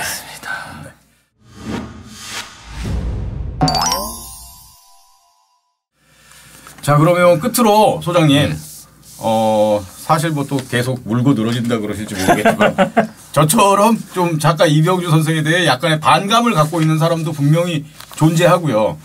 그런데도 불구하고 우리가 이병주를 읽어야 되는 이유는 어디에 있는 겁니까?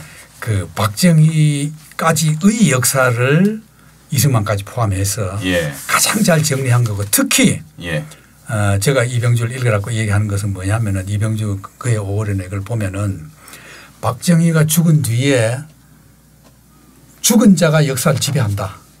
한 4, 50년 동안. 그게 너무나 정확하게 맞아요. 왜냐하면은 79년에 죽잖아요.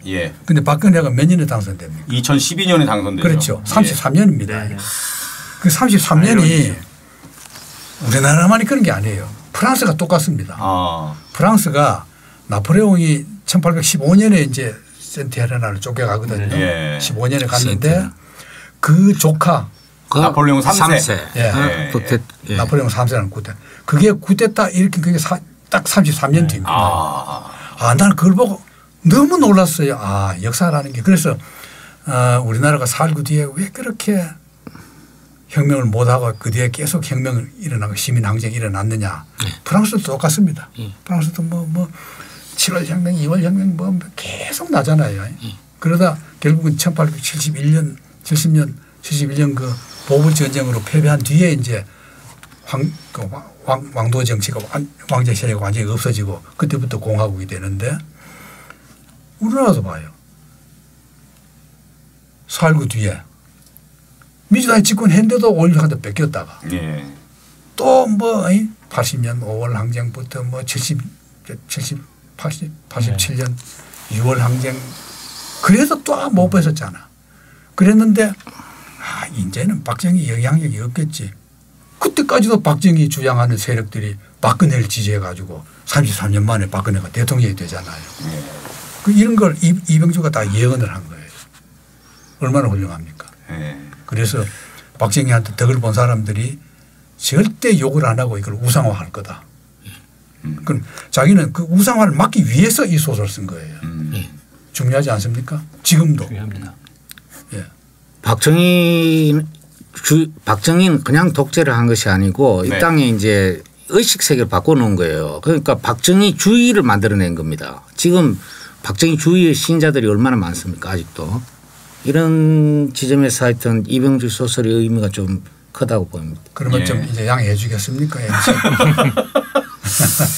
또 때마침 또 5월 아닙니까? 네. 예, 5월에 우리 이병주 선생의 그의 5월을 한번 좀 이렇게 좀 펼쳐보는 것도 네. 예, 괜찮을 것 같습니다. 네. 네. 우리 김 PD님은 오늘 어땠습니까? 함께 방송하셨는데. 일단 뭐 제가 이병주 소설을 하나도 못 읽었는데 확실한 거는 좀 읽어봐야겠다는 생각을 오늘 결심을 했고요. 다 읽은 다음에 네. 소장님께 다 읽었다고 제가 말씀을 좀 드리고 싶고요. 네. 의외로 이병주 매니아 팬들이 많더라고요. 제가 보니까 40, 50대 아저씨들 통해서 보니까 다들 나이 좀 많은 분들이 많은 분들이 되게 많아서 저도 좀 봐야겠다는 생각이 들었고요. 그 선생님께서 말씀하신 거에 연장선이 이제 제가 이제 2018년에 박정희 이제 탄신지하잖아요. 구미에서 촬영을 갔었어요 거기. 촬영입니까? 네. 촬영입니까? 마음에서 우러나서 참배인 겁니까? 참배. 근데 이제 박정희 다큐를 이제 연구소에서 좀 고민을 하던 시기여갖고 잠깐 현장을 찍으러 가야 된다라고 해서 갔습니다. 그래서 정말 거의 한 몇천 명 정도가 모인 곳에서 저희만 이렇게 섬처럼 크게 얘기하면 또 뭐라 그럴 것 같은 그런 느낌도 있어갖고 저희만 이렇게 조심조심하면서 조심조심하는 촬영을 했었어요. 근데 이제 거기서 보면 탄신제라 그런지 이제 무슨 이상한 임금 옷 입고 이렇게 제사도 지내고 이쪽에 이렇게 영정 사진, 그러니까 사진 갖다 놓은데 그냥 줄 서서 계속 인사하고 이제 이런 부분들이 있거든요. 저는 그런 걸 보면서 여전히 이제 박정희가 이제 신격화돼서 또 다른 유령처럼 이렇게 돌아다니고 있는 이런 부분들에 있어서 소설만이 그거를 좀 깨트릴 수 있는 부분이 아닐까. 이건 또 일반적인 어떤 기사나 이런 역할들이 아니라 이런 소설을 읽음으로써 그런 우상들이 좀 깨질 수 있다는 생각이 들어서 그런 분들 태극기 무대들한테 이런 소설을 좀 적극적으로 좀 알려야겠다 이런 생각을 좀 많이 하고 팟캐스트가 좀 그런 노력을 좀 해보고 싶다 이런 생각이 드네요. 네. 예. 자 오늘 우리 조 이사님도 함께 해주셔서 좀 풍성하게 해주셨는데 어떠셨습니까? 저 아주 재밌게 또 소장님 말씀 잘 들었습니다. 예. 저도 뭐 이병주 소설 다 읽지는 못했지만은 그래도 이제 항상 이제 제 세대만 해도 이병주 소설, 이병주에 관한 이야기들을 조금 접해 왔거든요. 예. 말하자면 문학과 역사를 이렇게 이제 훌륭하게 접목을 시킨 사례가 잘 없을 것 같고,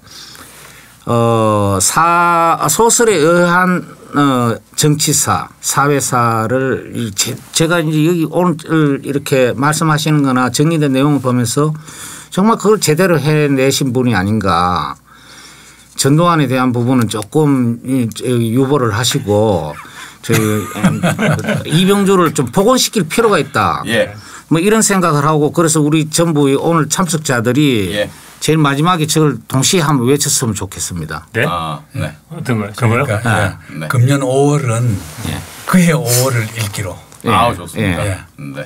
자 하나 둘 셋 한반도와 동아시아의 평화 정착을 위하여 이병주를 읽읍시다. 네. 박수 한번 칠까요? 예. 이병주 선생 가족들께서 들으시면 정말 좋아하시겠네요. 네. 자, 오늘 방송 여기까지입니다. 네, 뭐 더보다 좀 더 짧게 정리하면 뭐 감히 이렇게 정리할 수 있을 것 같습니다. 박정희를 제대로 알려거든 이병주를 읽어라. 네, 그렇습니다. 네, 참 잘했습니다. 네, 역시 전문 MC가 다르십니다.